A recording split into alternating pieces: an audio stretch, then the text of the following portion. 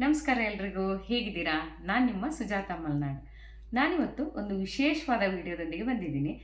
ಎಂತಂತ ಹೇಳಿದ್ರೆ, ಇವತ್ತು ಬರೀ ರೆಸಿಪಿ ವಿಡಿಯೋನ ಮಾತ್ರ ತೋರಿಸ್ತಿಲ್ಲ, ಅದ್ರ ಜೊತೆಗೆ ಕೆಲವೊಂದು ಅಡುಗೆ ಮನೆಗೆ ಬೇಕಾದ ಟಿಪ್ಸ್ಗಳನ್ನು ಹಂಚ್ಕೊಳ್ತಾ ಇದ್ದೀನಿ. ಈ ಟಿಪ್ಸ್ ಖಂಡಿತವಾಗ್ಲೂ ನಿಮಗೆ ಉಪಯೋಗಕ್ಕೆ ಬರುತ್ತೆ. ಅದ್ರ ಜೊತೆ ಸ್ವಲ್ಪ ಮಾತುಕತೆ ಮಾಡ್ತಾ ಅಡುಗೆ ಮಾಡೋಣ. ಹಾಗೆಯೇ ನೀವು ಈ ವಿಡಿಯೋನ ಕೊನೆ ತನಕನೂ ನೋಡಿ. ನಿಮಗೆ ಟಿಪ್ಸ್ ಜೊತೆ ಒಂದೆರಡು ಮೂರು ಒಳ್ಳೆ ಅಡುಗೆನೂ ಹೇಳ್ಕೊಡ್ತಾ ಇದ್ದೀನಿ. ಈ ವಿಡಿಯೋನ ಕೊನೆ ತನಕ ನೋಡೋದು ಮಾತ್ರ ಮರಿಬೇಡಿ. ಹಾಗಾದರೆ ಇನ್ಯಾಕೆ ತಡ, ವಿಡಿಯೋನ ಶುರು ಮಾಡೋಣ. ಅದಕ್ಕಿಂತ ಮೊದಲು ನಾನಿವತ್ತು ಏನು ಮೊದಲನೇದಾಗಿ ಅಡುಗೆ ಮಾಡ್ತೀನಿ ಅಂತ ಹೇಳ್ತೀನಿ. ಮೊದಲನೇದಾಗಿ ನಾನಿವತ್ತು ಅವರೆಕಾಳನ್ನು ಬಳಸಿ ತುಂಬ ಸಿಂಪಲಾಗಿ ಒಂದು ಪಲಾವ್ ಮಾಡೋದನ್ನು ಹೇಳ್ಕೊಡ್ತೀನಿ. ಈ ರೀತಿಯಾಗಿ ಮಾಡಿದರೆ ಅದ್ಭುತವಾದ ರುಚಿ ಇರುತ್ತೆ. ನಮ್ಮನೇಲಿ ಯಾವ ರೀತಿಯಾಗಿ ಈ ಅವರೆಕಾಳನ್ನು ಬಳಸಿ ಪಲಾವ್ ಮಾಡೋದು ಅಂತ ತೋರಿಸ್ಕೊಡ್ತಾ ಇದ್ದೀನಿ. ಖಂಡಿತವಾಗ್ಲೂ ನಿಮ್ಗೆ ಇಷ್ಟ ಆಗ್ಬೋದು. ಹಾಗಾದರೆ ವಿಡಿಯೋ ನೋಡ್ಕೊಂಬರೋಣ ಬನ್ನಿ. ಮೊದಲಿಗೆ ನಾನು ಪಲಾವ್ ಮಾಡೋದಕ್ಕೆ ಏನೇನು ಬೇಕಂತ ತೋರಿಸ್ಕೊಡ್ತಿದ್ದೀನಿ. ನೋಡಿ, ಇಲ್ಲಿ ಸ್ವಲ್ಪ ಪುದೀನ ತೊಗೊಂಡಿದ್ದೀನಲ್ಲ, ಇದು ಹೆಚ್ಚು ಕಮ್ಮಿ ಒಂದು ಅರ್ಧ ಕಟ್ಟಾಗೋಷ್ಟು ತೊಗೊಂಡಿದ್ದೀನಿ. ಇದನ್ನು ಕ್ಲೀನ್ ಮಾಡಿ ದಂಟು ಸಮೇತವಾಗಿ ಹಾಕ್ಕೊಳ್ತಾ ಇದ್ದೀನಿ. ಯಾಕೆಂದರೆ ದಂಟು ಸಮೇತವಾಗಿ ಹಾಕಿದರೆ ಇದರಲ್ಲಿ ರುಚಿ ಜಾಸ್ತಿ ಇರುತ್ತೆ. ಹಾಗಾಗಿ ದಂಟು ಸಮೇತವಾಗಿ ಈ ರೀತಿಯಾಗಿ ತೊಳೆದಿಟ್ಕೊಂಡಿದ್ದೀನಿ. ಆಮೇಲೆ ನೋಡಿಲಿ, ಅವರೆಕಾಳನ್ನು ಕೂಡ ಬಿಡಿಸಿಟ್ಕೊಂಡು ಇದನ್ನು ಕೂಡ ತೊಳೆದಿಟ್ಕೊಂಡಿದ್ದೀನಿ. ನಂತರ ಒಗ್ಗರಣೆ ತಯಾರು ಮಾಡ್ಕೋಬೇಕಲ್ಲ, ನಾನಿಲ್ಲಿ ಚಿಕ್ಕ ಟೊಮೆಟೊ 2 ತೊಗೊಂಡಿದ್ದೀನಿ, ಸಣ್ಣಕ್ಕೆ ಹೆಚ್ಕೊಂಡಿದ್ದೀನಿ. ಹಾಗೆ ಈರುಳ್ಳಿನೂ ಕೂಡ 2 ತೊಗೊಂಡಿದ್ದೀನಿ, ಸಣ್ಣಕ್ಕೆ ಹೆಚ್ಕೊಂಡಿದ್ದೀನಿ. ಇಷ್ಟು ತೊಗೊಂಡ್ರೆ ಸಾಕು. ಆಮೇಲೆ ರುಬ್ಬೋದಕ್ಕೆ ಏನೇನು ಬೇಕು ಅಂತ ಹೇಳ್ತೀನಿ. ಈಗ ನೋಡಿಲಿ, ನಾನು ಶುಂಠಿ ತೊಗೊಂಡಿದ್ದೀನಿ, 2 ಇಂಚ್ ಆಗೋಷ್ಟು ಶುಂಠಿ. ಹಾಗೆ 1 ಹಿಡಿ ಆಗೋಷ್ಟು ನಾನಿಲ್ಲಿ ಬೆಳ್ಳುಳ್ಳಿನ ತೊಗೊಂಡಿದ್ದೀನಿ. ಬೆಳ್ಳುಳ್ಳಿ ಜಾಸ್ತಿ ಇರಬೇಕು, ಶುಂಠಿ ಕಡಿಮೆ ಇರಬೇಕು ಯಾವಾಗಲೂ ಪಲಾವ್ ಮಾಡುವಾಗ. ಹಾಗೇ ಒಗ್ಗರಣೆಗೆ ಹಾಕಬೇಕಲ್ಲ, ಒಗ್ಗರಣೆಗೆ ಸ್ವಲ್ಪ ಚಕ್ಕೆ ಲವಂಗನ್ನು ತೊಗೋಬೇಕು. ಅದಕ್ಕೆ ಚಕ್ಕೆ ತೊಗೊಂಡಿದ್ದೀನಿ ನಾನಿಲ್ಲಿ. ಚಕ್ಕೆ ಒಂದು 2 ಇಂಚ್ ಆಗೋಷ್ಟು ತೊಗೊಂಡಿದ್ದೀನಿ. ಹಾಗೆ ಒಂದು 10 ಲವಂಗ, ಮರಾಠಿ ಮೊಗ್ಗು, ಅನಾನಸು, ಹಾಗೆ ಕಪ್ಪು ಏಲಕ್ಕಿನ ತೊಗೊಂಡಿದ್ದೀನಿ. ನೀವು ಇದೇ ಏಲಕ್ಕಿನೂ ತೊಗೋಬೋದು, ಕಪ್ಪು ಏಲಕ್ಕಿ, ಅಥವಾ ಮಾಮೂಲಿಯಾಗಿ ಹಸಿರು ಏಲಕ್ಕಿ ಇದೆಯಲ್ಲ ಅದು ಕೂಡ ತೊಗೋಬೋದು. ಅದ್ರ ಜೊತೆಗೆ ಒಂದು ವಿಶೇಷವಾಗಿ ಜಾಪತ್ರೆನೂ ಕೂಡ ತೊಗೊಂಡಿದ್ದೀನಿ. ಜಾಪತ್ರೆಯನ್ನು ಹಾಕೋದ್ರಿಂದ ಪಲಾವ್ ಘಮ ತುಂಬ ಚೆನ್ನಾಗಿ ಬರುತ್ತೆ. ಇದನ್ನು ಸ್ವಲ್ಪ ಸ್ವಲ್ಪ ಹಾಕ್ಬೇಕಾಯ್ತಾ, ಸ್ವಲ್ಪ ಮಾತ್ರ ಹಾಕಬೇಕು, ಇಷ್ಟು ಹಾಕಿದರೆ ಸಾಕಾಗುತ್ತೆ. ಮತ್ತು ಇಲ್ಲಿ ಸ್ವಲ್ಪ ಒಂದು 10 ಲವಂಗ, ಒಂದು 2 ಇಂಚ್ ಆಗೋಷ್ಟು ಚಕ್ಕೆ ಇಟ್ಕೊಂಡಿದ್ದೀನಿ. ಇವಾಗ ಇದಿಷ್ಟನ್ನು ಹಾಕಿ ರುಬ್ಕೋಬೇಕಾಗುತ್ತೆ, ಮಸಾಲೆ ರೆಡಿ ಮಾಡ್ಕೋಬೇಕಾಗುತ್ತೆ. ನಾನೆಲ್ಲ ಇದನ್ನು ಮಿಕ್ಸಿ ಜಾರ್ಗೆ ಹಾಕ್ಕೊಳ್ತೀನಿ. ಈಗ ಇಲ್ಲಿ ಶುಂಠಿ, ಬೆಳ್ಳುಳ್ಳಿ, ಚಕ್ಕೆ, ಲವಂಗ ಇದಿಷ್ಟನ್ನು ನಾನೀಗ ಎಲ್ಲದನ್ನು ಮಿಕ್ಸಿಗೆ ಹಾಕ್ಕೊಂಡ್ಬಿಡ್ತೀನಿ. ಜೊತೆಗೆ ನಾನು ಇಲ್ಲಿ ಏನು ಪುದೀನ ಇಟ್ಕೊಂಡಿದ್ದೀನಲ್ಲ, ಇದನ್ನು ಕೂಡ ಜೊತೆಗೆ ಪುದೀನೂ ಕೂಡ ಸೇರಿಸ್ಕೊಂಡು ರುಬ್ಕೊಳ್ತೀನಿ. ಇದು ಒಂದು ಅರ್ಧ ಕಟ್ಟಾದರೂ ಪುದೀನ ಬೇಕಾಗುತ್ತೆ, ಕಮ್ಮಿ ಅಂದ್ರೂ ಆವಾಗ ಫ್ಲೇವರ್ ಚೆನ್ನಾಗಿ ಬರುತ್ತೆ. ಅದಕ್ಕೋಸ್ಕರ ಪುದೀನ ಹಾಕ್ಕೊಳ್ತಾ ಇದ್ದೀನಿ. ಮತ್ತು ಒಂದು ಮೆಣಸಿನ್ಕಾಯಿ ಹಾಕಬೇಕು ಅಂತ ಮರ್ತಿದ್ದೆ. ಒಂದು 4 ರಿಂದ 5 ಹಸಿಮೆಣಸಿನ್ಕಾಯಿನೂ ಸೇರಿಸ್ಕೊಳ್ತೀನಿ. ಹಸಿಮೆಣಸಿನ್ಕಾಯಿ ಹಾಕುವಾಗ ನೋಡ್ಕೊಂಡು ಹಾಕ್ಕೊಳ್ಳಿ, ಯಾಕೆಂದರೆ ಖಾರ ಜಾಸ್ತಿ ಆಗಿದ್ದರೆ ಕೆಲವರಿಗೆ ಖಾರ ಜಾಸ್ತಿ ಇಷ್ಟ ಆಗೋಲ್ಲ, ಅಂಥವರು ನೋಡ್ಕೊಂಡು ಕಡಿಮೆ ಹಾಕ್ಕೊಳ್ಳಿ.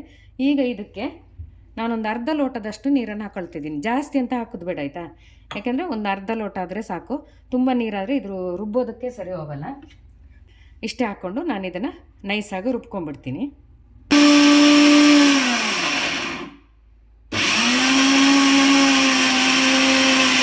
ಈ ರೀತಿಯಾಗಿ ನುಣ್ಣಗೆ ರುಬ್ಕೋಬೇಕು, ತರಿಯಾಗಿ ರುಬ್ಕೊಳ್ಳೋದು ಬೇಡ. ಈಗ ಒಗ್ಗರಣೆ ಮಾಡ್ಕೊಳ್ಳೋಣ.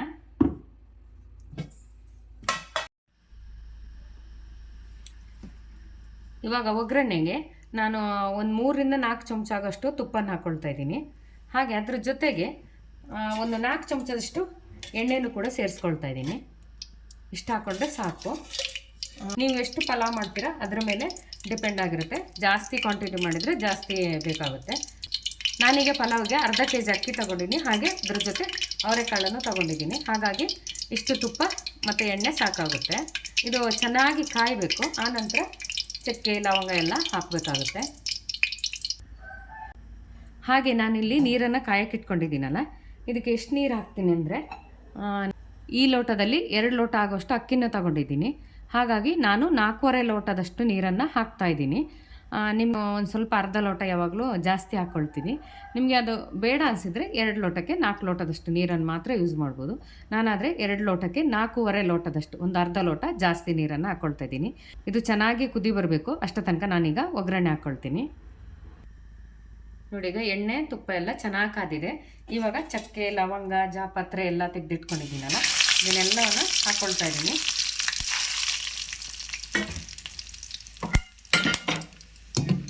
ನೋಡಿ, ಚಟ್ಪಟ ಅಂತ ಲವಂಗ ಎಲ್ಲ ಸಿಡಿದ್ಬಿಡುತ್ತೆ. ನೋಡಿ, ಅಷ್ಟು ಕಾಯಿಸ್ಕೊಂಡ್ರೆ ಸಾಕಾಗುತ್ತೆ. ಈ ಸಮಯದಲ್ಲಿ ನಾನು ಈರುಳ್ಳಿನ ಪೂರ್ತಿಯಾಗಿ ಹಾಕೊಂಡ್ರ ಮೇಲೆ ಒಂಚೂರು ಬಾಡಿಸ್ಕೋಬೇಕು. ಒಂದು 2ರಿಂದ 3 ನಿಮಿಷ ಬಾಡಿಸ್ಕೊಂಡ್ರೆ ಆಯಿತು. ಬೇಗ ಬೆಂದ್ಬಿಡುತ್ತೆ ಈರುಳ್ಳಿ.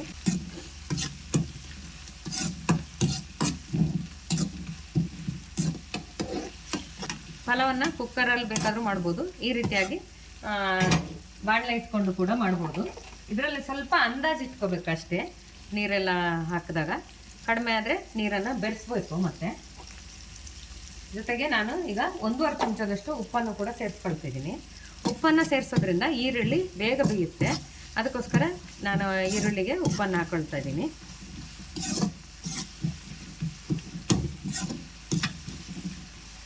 ನೋಡಿ, ಇವಾಗ ತುಂಬ ಚೆನ್ನಾಗಿ ಬೆಂದಿದೆ ಈರುಳ್ಳಿ.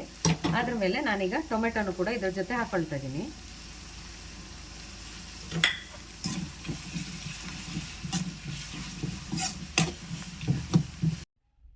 ಟೊಮೆಟೊ ಪೂರ್ತಿಯಾಗಿ ಮೆತ್ತಗಾಗೋ ತನಕ ಚೆನ್ನಾಗಿ ಬೇಯಿಸ್ಕೊಂಬಿಡ್ಬೇಕು. ಚೆನ್ನಾಗಿ ಬೇಯಲಿ 1-2 ನಿಮಿಷ. ಮಸಾಲೆ ಈಗಲೇ ಹಾಕಬಾರ್ದು. ಟೊಮೆಟೊ ಸ್ವಲ್ಪ ಮೆತ್ತಗಾದ್ಮೇಲೆ ಮಸಾಲೆ ಹಾಕ್ಕೋಬೇಕು. ಇವಾಗ ಟೊಮೆಟೊ ತುಂಬ ಚೆನ್ನಾಗಿ ಬೆಂದಿದೆ. ಇವಾಗ ಮಸಾಲೆ ಮಿಕ್ಸ್ ಮಾಡಬೇಕು. ಇದಕ್ಕಿಂತ ಮೊದಲೇನಾದರೂ ಮಸಾಲೆ ಮಿಕ್ಸ್ ಮಾಡಿದರೆ ಟೊಮೆಟೊ ಇಡೀ ಹಾಗೆ ಉಳಿದ್ಬಿಡುತ್ತೆ. ಅದಕ್ಕೋಸ್ಕರ ಆನಂತರನೇ ಮಸಾಲೆ ಮಿಕ್ಸ್ ಮಾಡಬೇಕು. ಆಗ ರುಬ್ಕೊಂಡಿರೋಂಥ ಮಸಾಲೆನೆಲ್ಲ ಮಿಕ್ಸ್ ಮಾಡ್ತಾ ಇದ್ದೀನಿ. ಹಸಿಮೆಣಸಿನ್ಕಾಯಿನ ಮಾತ್ರ ನೋಡ್ಕೊಂಡು ಹಾಕ್ಕೊಳ್ಳಿ, ಯಾಕೆಂದರೆ ಜಾಸ್ತಿ ಖಾರ ಆಗಿಬಿಡುತ್ತೆ ಕೆಲವೊಂದು ಸಲ. ಅದಕ್ಕೋಸ್ಕರ ನೋಡಿಕೊಂಡು ಖಾರಕ್ಕೆ ಅನುಗುಣವಾಗಿ ಹಾಕ್ಕೊಳ್ಳಿ. ಈಗ ಈ ಮಸಾಲೆಯ ಹಸಿ ವಾಸನೆ ಎಲ್ಲ ಹೋಗಬೇಕು.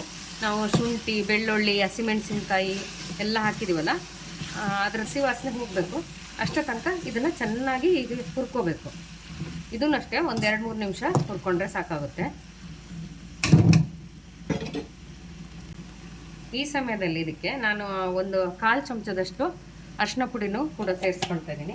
ಅರಿಶಿನವನ್ನು ಸೇರಿಸೋದ್ರಿಂದ ಇದು ತುಂಬ ಚೆನ್ನಾಗಿ ಬಣ್ಣ ಬರುತ್ತೆ. ಅದಕ್ಕೋಸ್ಕರ ಸ್ವಲ್ಪ ಅರಿಶಿನೂ ಕೂಡ ಸೇರಿಸ್ಕೊಳ್ತಾ ಇದ್ದೀನಿ. ಆಮೇಲೆ ಇದನ್ನು ಚೆನ್ನಾಗಿ ಬಾಡಿಸ್ಕೊಳ್ತಾ ಇದ್ದೀನಿ.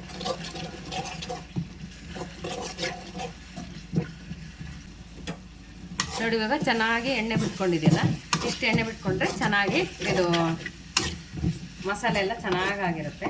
ಇಷ್ಟಾದರೆ ಸಾಕು. ಈಗ ನಾನೇನು ಮಾಡ್ತೀನಿ ಅಂದರೆ ಅವರೆಕಾಳನ್ನು ಹಾಕ್ಕೊಳ್ತಾ ಇದ್ದೀನಿ. ಇಷ್ಟು ಅವರೆಕಾಳನ್ನು ಪೂರ್ತಿಯಾಗಿ ಹಾಕ್ಕೊಳ್ತಿದ್ದೀನಿ. ಇದರಲ್ಲಿ ಹೆಚ್ಚು ಕಮ್ಮಿ 1/4 kg ಅಷ್ಟು ಅವರೆಕಾಳಿದೆ.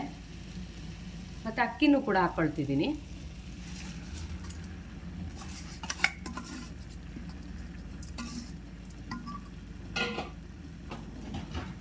ಅಕ್ಕಿ ಹಾಕಿದ್ರ ಮೇಲೆ ಈ ರೀತಿಯಾಗಿ ಒಂದ್ಸಲ ಮಿಶ್ರಣ ಮಾಡ್ಕೋಬೇಕು.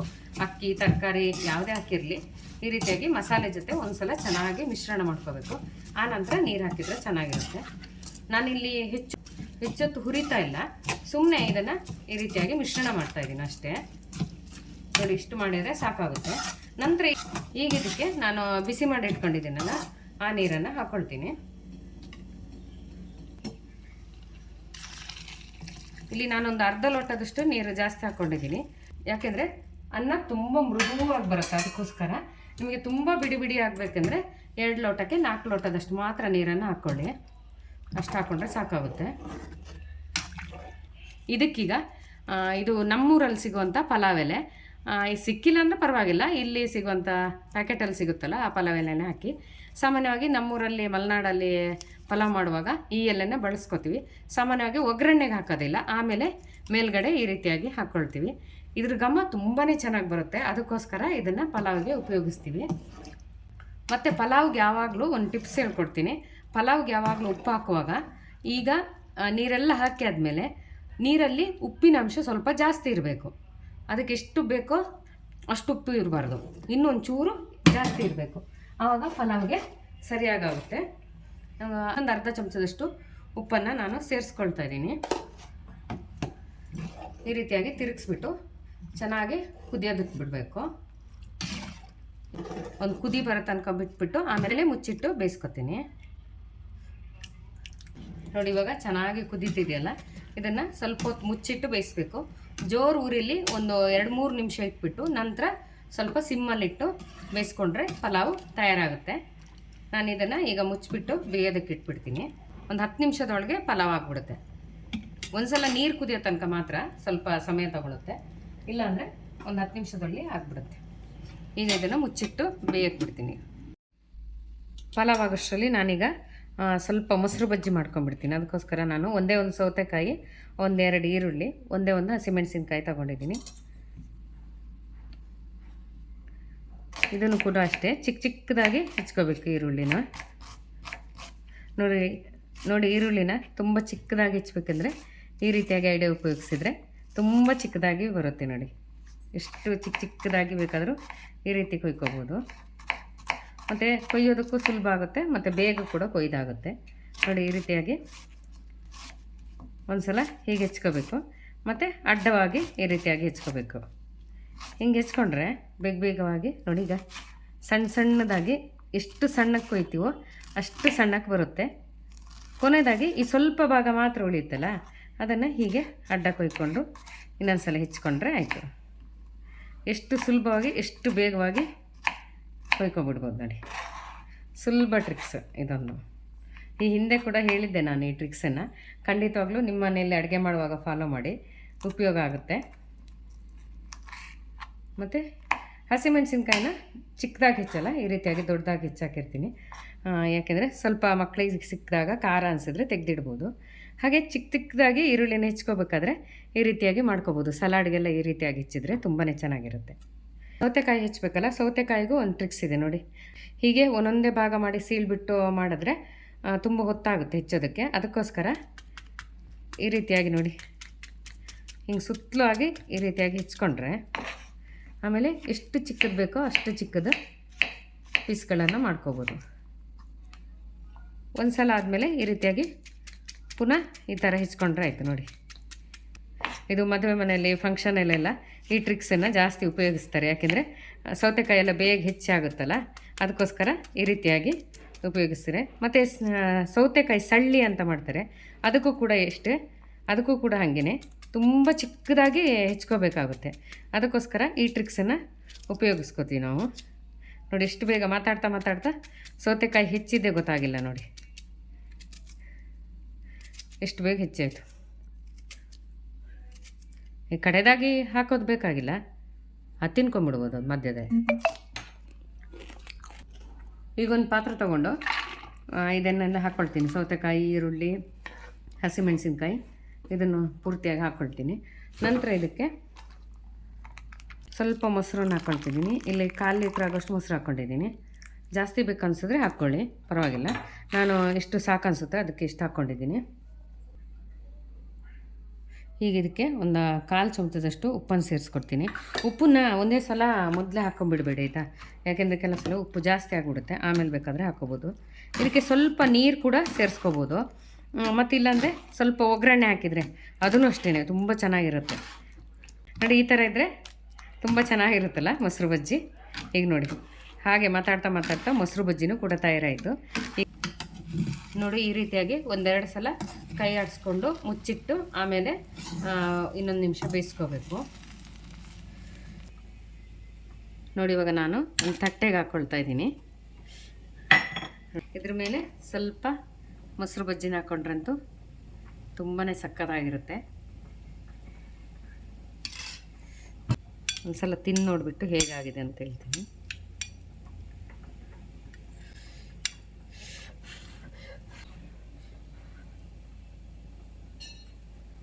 ರುಚಿ ಅಂತೂ ತುಂಬ ಸಖತ್ತಾಗಿ ಬಂದಿದೆ. ಖಂಡಿತವಾಗ್ಲೂ ಈ ರೆಸಿಪಿ ನಿಮ್ಗೆ ಇಷ್ಟ ಆಗ್ಬೋದು. ಇಷ್ಟ ಆದರೆ ನಿಮ್ಮನೇಲೂ ಈ ರೀತಿಯಾಗಿ ಒಂದು ಸಲ ಮಾಡ್ಕೊಂಡು ನೋಡಿ, ತುಂಬಾ ಚೆನ್ನಾಗಿರುತ್ತೆ. ಅವರೆಕಾಳಿನ ಪಲಾವು ನನಗಂತೂ ತುಂಬ ಇಷ್ಟ ಆಯಿತು. ನಮಸ್ಕಾರ ಎಲ್ರಿಗೂ, ಹೇಗಿದ್ದೀರಾ?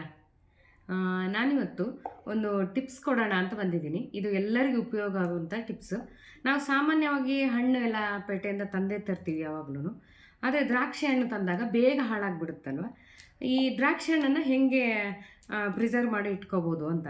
ಹಂಗಂತೇಳಿದ್ರೆ ಒಂದು 2-3 ದಿನಕ್ಕಲ್ಲ, ಇದು ಒಂದು ನಾನು ಹೇಳೋ ರೀತಿಯಲ್ಲಿ ಪ್ರಿಸರ್ವ್ ಮಾಡಿದರೆ ಇದೊಂದು 10-20 ದಿನ ತನಕ ದ್ರಾಕ್ಷಿ ಹಣ್ಣು ಏನೂ ಆಗೋದಿಲ್ಲ. ಸಾಮಾನ್ಯವಾಗಿ ನಾವು ಪೇಟೆಯಿಂದ ಹಣ್ಣುಗಳನ್ನು ತಂದಾಗ ಕೂಡಲೇ ಫ್ರಿಜ್ಜಿಗೆ ಇಡ್ತೀವಿ. ಕೆಲವರಿಗೆ ಫ್ರಿಜ್ಜಲ್ಲಿ ಇಟ್ಟಿರೋ ಹಣ್ಣು ತಿನ್ನೋದಕ್ಕೆ ಇಷ್ಟ ಆಗೋದಿಲ್ಲ. ಹಾಗೆ ಕೆಲವು ಕಡೆ ಫ್ರಿಜ್ ಇರೋದಿಲ್ಲ. ಅಂಥ ಸಂದರ್ಭದಲ್ಲಿ ಈ ದ್ರಾಕ್ಷಿ ಹಣ್ಣನ್ನು ಹೇಗೆ ಪ್ರಿಸರ್ವ್ ಮಾಡ್ಬೋದು ಅಂತ ನಾನು ತೋರಿಸ್ತೀನಿ. ಈ ದ್ರಾಕ್ಷಿ ಹಣ್ಣನ್ನು ಪ್ರಿಸರ್ವ್ ಮಾಡೋದಕ್ಕೆ ಕೇವಲ ಸಕ್ಕರೆ ಇದ್ದರೆ ಸಾಕು. ಸಕ್ಕರೆಯಲ್ಲಿ ಪ್ರಿಸರ್ವ್ ಮಾಡಿ ಇಡ್ಬೋದು. ಅದನ್ನು ಹೇಗೆ ಇಡೋದು ಅಂತ ನಾನು ತೋರಿಸ್ಕೊಡ್ತಾ ಇದ್ದೀನಿ. ಮೊದಲಿಗೆ ಈ ಥರ ದ್ರಾಕ್ಷಿ ಗೊಂಚಲು ಇರುತ್ತಲ್ಲ, ಈ ಗೊಂಚಲು ಸಮೇತವಾಗಿ ಹಾಕಬಾರ್ದು. ಈ ರೀತಿಯಾಗಿ ಪೂರ್ತಿಯಾಗಿ ದ್ರಾಕ್ಷಿನ ಬಿಡಿಸ್ಕೋಬೇಕು. ಗೊಂಚಲು ಸಮೇತವಾಗಿ ಹಾಕಿದರೆ ಏನಾಗುತ್ತೆ ಗೊತ್ತಾ, ಈ ಗೊಂಚಲೆಲ್ಲ ಕೊಳೆಯೋದಕ್ಕೆ ಸ್ಟಾರ್ಟ್ ಆಗುತ್ತೆ. ಅದಕ್ಕೆ ಗೊಂಚಲನ್ನ ಹಾಕೋದಕ್ಕೆ ಹೋಗಬಾರ್ದು. ಈ ರೀತಿಯಾಗಿ ನಿಧಾನವಾಗಿ ಎಲ್ಲ ಹಣ್ಣುಗಳನ್ನು ಬಿಡಿಸ್ಕೋಬೇಕು.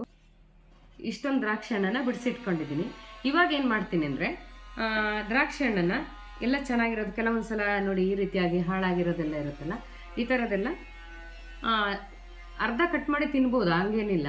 ಆದರೆ ಇದನ್ನು ಪ್ರಿಸರ್ವ್ ಮಾಡೋಕ್ಕೆ ಬಳಸಬಾರ್ದು. ಈ ಥರದ್ದೆಲ್ಲ ನಾನು ತೆಗೆದಿಟ್ಕೊಳ್ತಾ ಇದ್ದೀನಿ ಮೊದಲು. ನೋಡಿ, ಮಕ್ಕಳಿಗಂತೂ ಈ ದ್ರಾಕ್ಷಿ ಹಣ್ಣಿಂದರೆ ತುಂಬಾ ಇಷ್ಟ ಇರುತ್ತೆ.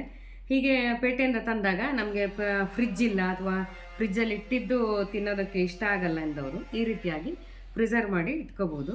ನೋಡಿ, ಈಗ ಇದನ್ನೆಲ್ಲವನ್ನು ನಾನೀಗ ಆರಿಸಿಟ್ಕೊಂಡಿದ್ದೀನಿ. ಈಗ ಎಂತ ಮಾಡಬೇಕೆಂದ್ರೆ, ಒಂದು ಪಾತ್ರೆಯಲ್ಲಿ ನೀರು ತಗೋಬೇಕು. ಯಾಕೆಂದರೆ ದ್ರಾಕ್ಷಿ ಹಣ್ಣಾಗಲಿ ಯಾವುದೇ ಹಣ್ಣಾಗಲಿ ತೊಳೆದೇ ಮಾತ್ರ ತಿನ್ನಬಾರ್ದು. ಅದಕ್ಕೋಸ್ಕರ ನಾನಿಲ್ಲಿ ನೀರನ್ನು ತಗೊಂಡಿದ್ದೀನಿ. ಈ ದ್ರಾಕ್ಷಿಗೆ ಎಷ್ಟು ಬೇಕಾಗುತ್ತೋ ಅಷ್ಟು ನೀರನ್ನು ನಾನಿಲ್ಲಿ ತಗೊಂಡಿದ್ದೀನಿ. ನಂತರ ಇದನ್ನು ದ್ರಾಕ್ಷಿ ಹಣ್ಣನ್ನೆಲ್ಲ ಇದಕ್ಕೆ ಹಾಕ್ಕೊಂಡಾಯ್ತಲ್ಲ, ಇದಕ್ಕೆ ಒಂದು ಚಿಟಿಕೆ ಆಗೋಷ್ಟು ಉಪ್ಪನ್ನು ಕೂಡ ಸೇರಿಸ್ತಾ ಇದ್ದೀನಿ. ನೀವು ಅನ್ಕೋಬೋದು, ಹಣ್ಣಿಗೆ ಯಾರಾದರೂ ಉಪ್ಪು ಹಾಕ್ತಾರಾ ಅಂತ ಕೇಳ್ಬೋದು. ಖಂಡಿತವಾಗ್ಲೂ, ಯಾಕೆಂದರೆ ಇದರೆಲ್ಲ ಹಣ್ಣು ಬೆಳೆಯುವಾಗಲೂ ಕೆಮಿಕಲ್ ಹಾಕಿರ್ತಾರೆ. ಆದರೆ ಈ ರೀತಿಯಾಗಿ ಒಂದು 5 ನಿಮಿಷ ಈ ರೀತಿಯಾಗಿ ನೆನೆಸಿಟ್ಕೊಂಡು ತೊಳೆದು ಆಮೇಲೆ ತಿಂದರೆ ಒಳ್ಳೆಯದು. ಹಾಗೆ ತರಕಾರಿ ಕೂಡ ಬಳಸುವಾಗ ಇದೇ ರೀತಿಯಾಗಿ ಉಪ್ಪು ಹಾಕಿ ತೊಳೆದು ಆಮೇಲೆ ಬಳಸ್ಕೊಂಡ್ರೆ ತುಂಬಾ ಒಳ್ಳೆಯದು. ಅದಕ್ಕೋಸ್ಕರ ನಾನೀಗ ಈ ರೀತಿಯಾಗಿ ನೋಡಿ ಪೂರ್ತಿಯಾಗಿ ತೊಳ್ಕೊಂಡಿದ್ದೀನಿ. ನಾನೀಗ ಈ ನೀರನ್ನು ಚೆಲ್ಲಿಬಿಟ್ಟು ಇನ್ನೊಂದು 2 ಸಲ ತೊಳ್ಕೊಂಡು ಬರ್ತೀನಿ. ನೋಡಿ, ಇವಾಗ ಹಣ್ಣನ್ನು ಎಲ್ಲ ತೊಳೆದ್ಬಿಟ್ಟು ಚೆನ್ನಾಗಿ ನೀರು ಬಸ್ತು ತಂದಿದ್ದೀನಿ. ಇದನ್ನೇನು ಮಾಡಬೇಕಂದ್ರೆ, ಇದರಲ್ಲಿ ಇರುವಂಥ ನೀರಿನ ಪಸೆ ಪೂರ್ತಿಯಾಗಿ ಹೋಗಬೇಕು. ಹೀಗೆ ಇಟ್ಟರೆ ಹಣ್ಣು ಕೊಳೆಯುತ್ತೆ ಖಂಡಿತವಾಗ್ಲೂ, ಸಕ್ಕರೆಯಲ್ಲಿ ಹಾಕಿದ್ರೂ ಕೂಡ. ಅದಕ್ಕೋಸ್ಕರ ಇದರಲ್ಲಿರುವಂಥ ನೀರನ್ನು ತೆಕ್ಕೋಬೇಕಾಗುತ್ತೆ. ಅದಕ್ಕೆ ನಾನು ಈ ರೀತಿಯಾದ ಒಂದು ಕಾಟನ್ ಬಟ್ಟೆನ ತಗೊಂಡಿದ್ದೀನಿ. ವೇಲು ಸೀರೆ ಎಲ್ಲ ಇರುತ್ತಲ್ಲ, ಕಾಟನ್ ಆದರೆ ತುಂಬ ಚೆನ್ನಾಗಿರುತ್ತೆ. ಅದನ್ನು ತಗೊಂಡ್ಬಿಟ್ಟು ಈ ರೀತಿ ಹಾಸ್ಕೊಂಡ್ಬಿಡ್ತೀನಿ. ಹಾಸ್ಕೊಂಡು ದ್ರಾಕ್ಷಿ ಹಣ್ಣನ್ನು ಈ ರೀತಿಯಾಗಿ ಹರಡ್ಕೋಬೇಕು. ನೋಡಿ, ಚೆನ್ನಾಗಿ ಈ ರೀತಿಯಾಗಿ ಹರಡ್ಕೋಬೇಕು. ಒಂದು 5 ನಿಮಿಷ ಹಾಗೆ ಬಿಟ್ಬಿಡಬೇಕು. ನೋಡಿ, ನಾನೀಗ ಈ ರೀತಿಯಾಗಿ ಹರಡ್ಕೊಂಡಿಟ್ಟಿದ್ದೀನಿ. ನಂತರ ಇದೊಂದು 5 ನಿಮಿಷ ಆದರೂ ಒಣಗಬೇಕು. ಚೆನ್ನಾಗಿ ಒಣಗಲಿ, ಅಷ್ಟು ತನಕ ಬಿಡೋಣ. ನೋಡಿ, ಇವಾಗ 5 ನಿಮಿಷ ಆಗಿದೆ. ಇದು ಸ್ವಲ್ಪ ಒಣಗಿದೆ, ಮೇಲ್ಮೇಲೆ ಸ್ವಲ್ಪ ಇನ್ನೊಂದು ಸ್ವಲ್ಪ ಒಣಗಾಕಿದೆ. ಏನು ಮಾಡ್ತೀನಿ ಗೊತ್ತಾ, ಈ ಕಾಟನ್ ಬಟ್ಟೆ ತೊಗೊಂಡು ಚೆನ್ನಾಗಿ ಮೆತ್ತಗೆ ಈ ರೀತಿಯಾಗಿ ಒರೆಸ್ಕೊಳ್ತೀನಿ. ನೀರಿನ ಪಸೆ ಇರಬಾರ್ದು. ಇನ್ನೊಂದು 10 ನಿಮಿಷ ಬೇಕಾದರೂ ಎಕ್ಸ್ಟ್ರಾ ಇಟ್ಕೊಂಡು ಈ ರೀತಿಯಾಗಿ ನೀರಿನ ಪಸೆ ಹೋಗೋ ತನಕ ಈ ರೀತಿ ಒಣಗಿಸ್ಬೇಕು. ನೋಡಿ, ಈಗ ನೀರಿನ ಪಸೆ ಪೂರ್ತಿಯಾಗಿ ಹೋಗಿದೆ. ಪೂರ್ತಿಯಾಗಿ ಹೋದ ಮೇಲೆ ಇದನ್ನು ನಾನು ಒಂದು ತಟ್ಟೆಗೆ ತೆಗೆದಿಟ್ಕೊಳ್ತೀನಿ.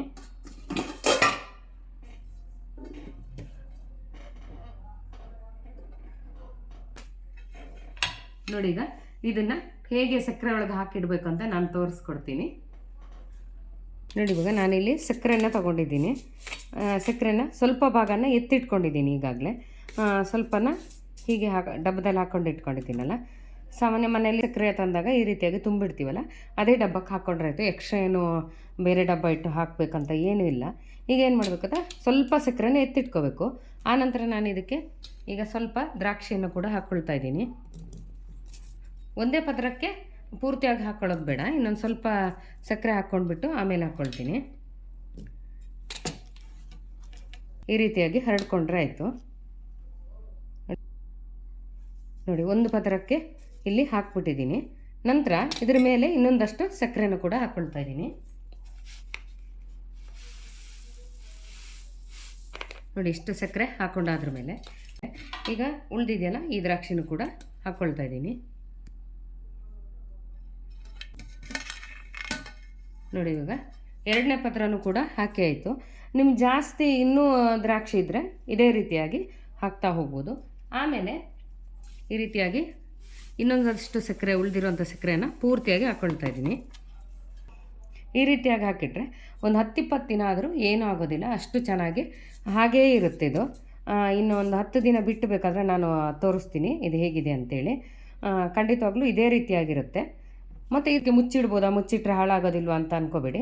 ಖಂಡಿತವಾಗ್ಲೂ ನಾನೀಗ ಇದನ್ನು ಮುಚ್ಚಿ ಇಡ್ತಾ ಇದ್ದೀನಿ. ಇದು ದಿನ ಬಳಸುವಂಥ ಸಕ್ಕರೆ ಅಲ್ಲ. ಮತ್ತೊಂದು ನೆನ್ಪಿಟ್ಕೊಳ್ಳಿ, ದಿನ ಬಳಸುವಂಥ ಸಕ್ಕರೆ ಡಬ್ಬಕ್ಕೆ ಹಾಕಬೇಡಿ. ಸಾಮಾನ್ಯವಾಗಿ ನಾವು ಸಕ್ಕರೆ ಡಬ್ಬ ತಂದಾಗ ನೋಡಿ, ನಾನಿಲ್ಲಿ ಸಕ್ಕರೆ ಡಬ್ಬ ಚಿಕ್ಕದೊಂದು ಇಟ್ಕೊಂಡಿರ್ತೀನಿ. ಇದಕ್ಕೆ ಸ್ವಲ್ಪನೇ ಹಾಕ್ಕೊಳ್ತೀನಿ. ಇದರಲ್ಲಿ ಉಳಿದಿರುವಂಥ ಸಕ್ಕರೆನ ಇಟ್ಕೊಂಡಿರ್ತೀನಿ, ಹಾಗೆ ಇಟ್ಕೊಳ್ತೀನಿ. ಯಾವಾಗಲಾದರೂ ತೆಗಿಬೇಕಾದ್ರೆ ಸೈಡಲ್ಲಿ ಈ ರೀತಿಯಾಗಿ ಮಾಡಿಕೊಂಡು ಸಕ್ಕರೆನ ತೆಗೆದ್ರೆ ಆಯಿತು, ತೊಂದರೆ ಏನಿಲ್ಲ.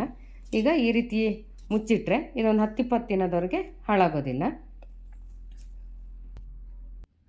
ಒಂದು ರೆಸಿಪಿ ಜೊತೆ ಇನ್ನೊಂದು ಟಿಪ್ಸನ್ನು ಕೂಡ ನೋಡ್ಕೊಂಬಂದ್ರಲ್ವ. ಇವಾಗ ಒಂದು ಸಿಂಪಲ್ಲಾಗಿ ಫ್ರೂಟ್ ಸಲಾಡ್ನ ಯಾವ ರೀತಿಯಾಗಿ ಮಾಡೋದು ತೋರಿಸ್ಕೊಡ್ತಾ ಇದ್ದೀನಿ. ಇದಕ್ಕೆ ನಾನಿಲ್ಲಿ ಪಪ್ಪಾಯ, ಬಾಳೆಹಣ್ಣು, ಸೇಬು ಹಾಗೆ ಜೊತೆಗೆ ದಾಳಿಂಬೆನೂ ಕೂಡ ತಗೊಂಡಿದ್ದೀನಿ. ಪಪ್ಪಾಯವನ್ನು 1/4 ಭಾಗದಷ್ಟು ಮಾತ್ರ ಹಾಕ್ಕೊಳ್ತಾ ಇದ್ದೀನಿ. ನಿಮಗೆ ಇಷ್ಟವಾದ ಯಾವುದೇ ಹಣ್ಣಾದರೂ ತಗೋಬೋದು. ಇದಕ್ಕೆ ಸ್ವಲ್ಪ ನಾನು ಪೆಪ್ಪರನ್ನು ಬಳಸೋದ್ರಿಂದ, ಅಂದರೆ ಕಾಳುಮೆಣಸನ್ನು ಹಾಕೋದ್ರಿಂದ ಕಾಳುಮೆಣಸನ್ನು ಜಜ್ಜಿ ಇಟ್ಕೊಳ್ತಾ ಇದ್ದೀನಿ. ಜೊತೆಗೆ ನೀವು ಈ ಕಾಳುಮೆಣಸನ್ನು ಜಜ್ಜಿ ಆದರೂ ಇಟ್ಕೋಬೋದು ಅಥವಾ ಮಿಕ್ಸಿಗೆ ಹಾಕಿ ಆದರೂ ಪುಡಿ ಮಾಡಿಕೊಂಡು ಇಟ್ಕೋಬೋದು. ನಾನಿಲ್ಲಿ ಸ್ವಲ್ಪ ಈ ರೀತಿಯಾಗಿ ಕಲ್ಲಲ್ಲಿ ಜಜ್ಜಿ ಎತ್ತಿಟ್ಕೊಳ್ತಾ ಇದ್ದೀನಿ. ಇದಕ್ಕೆ ಕಾಳುಮೆಣಸು ಹಾಕಿದರೆ ತುಂಬಾ ಚೆನ್ನಾಗಿ ರುಚಿ ಬರುತ್ತೆ. ಈ ಸ್ವಲ್ಪ ಖಾರ ಮತ್ತು ಉಪ್ಪನ್ನು ಬೆರೆಸಿ ಮಾಡುವಂತಹ ಫ್ರೂಟ್ ಸಲಾಡ್ ಆಗಿರುತ್ತೆ. ಅದಕ್ಕೆ ಕಾಳುಮೆಣಸನ್ನು ನಾನು ಜಜ್ಜಿ ಇಟ್ಕೊಂಡೆ.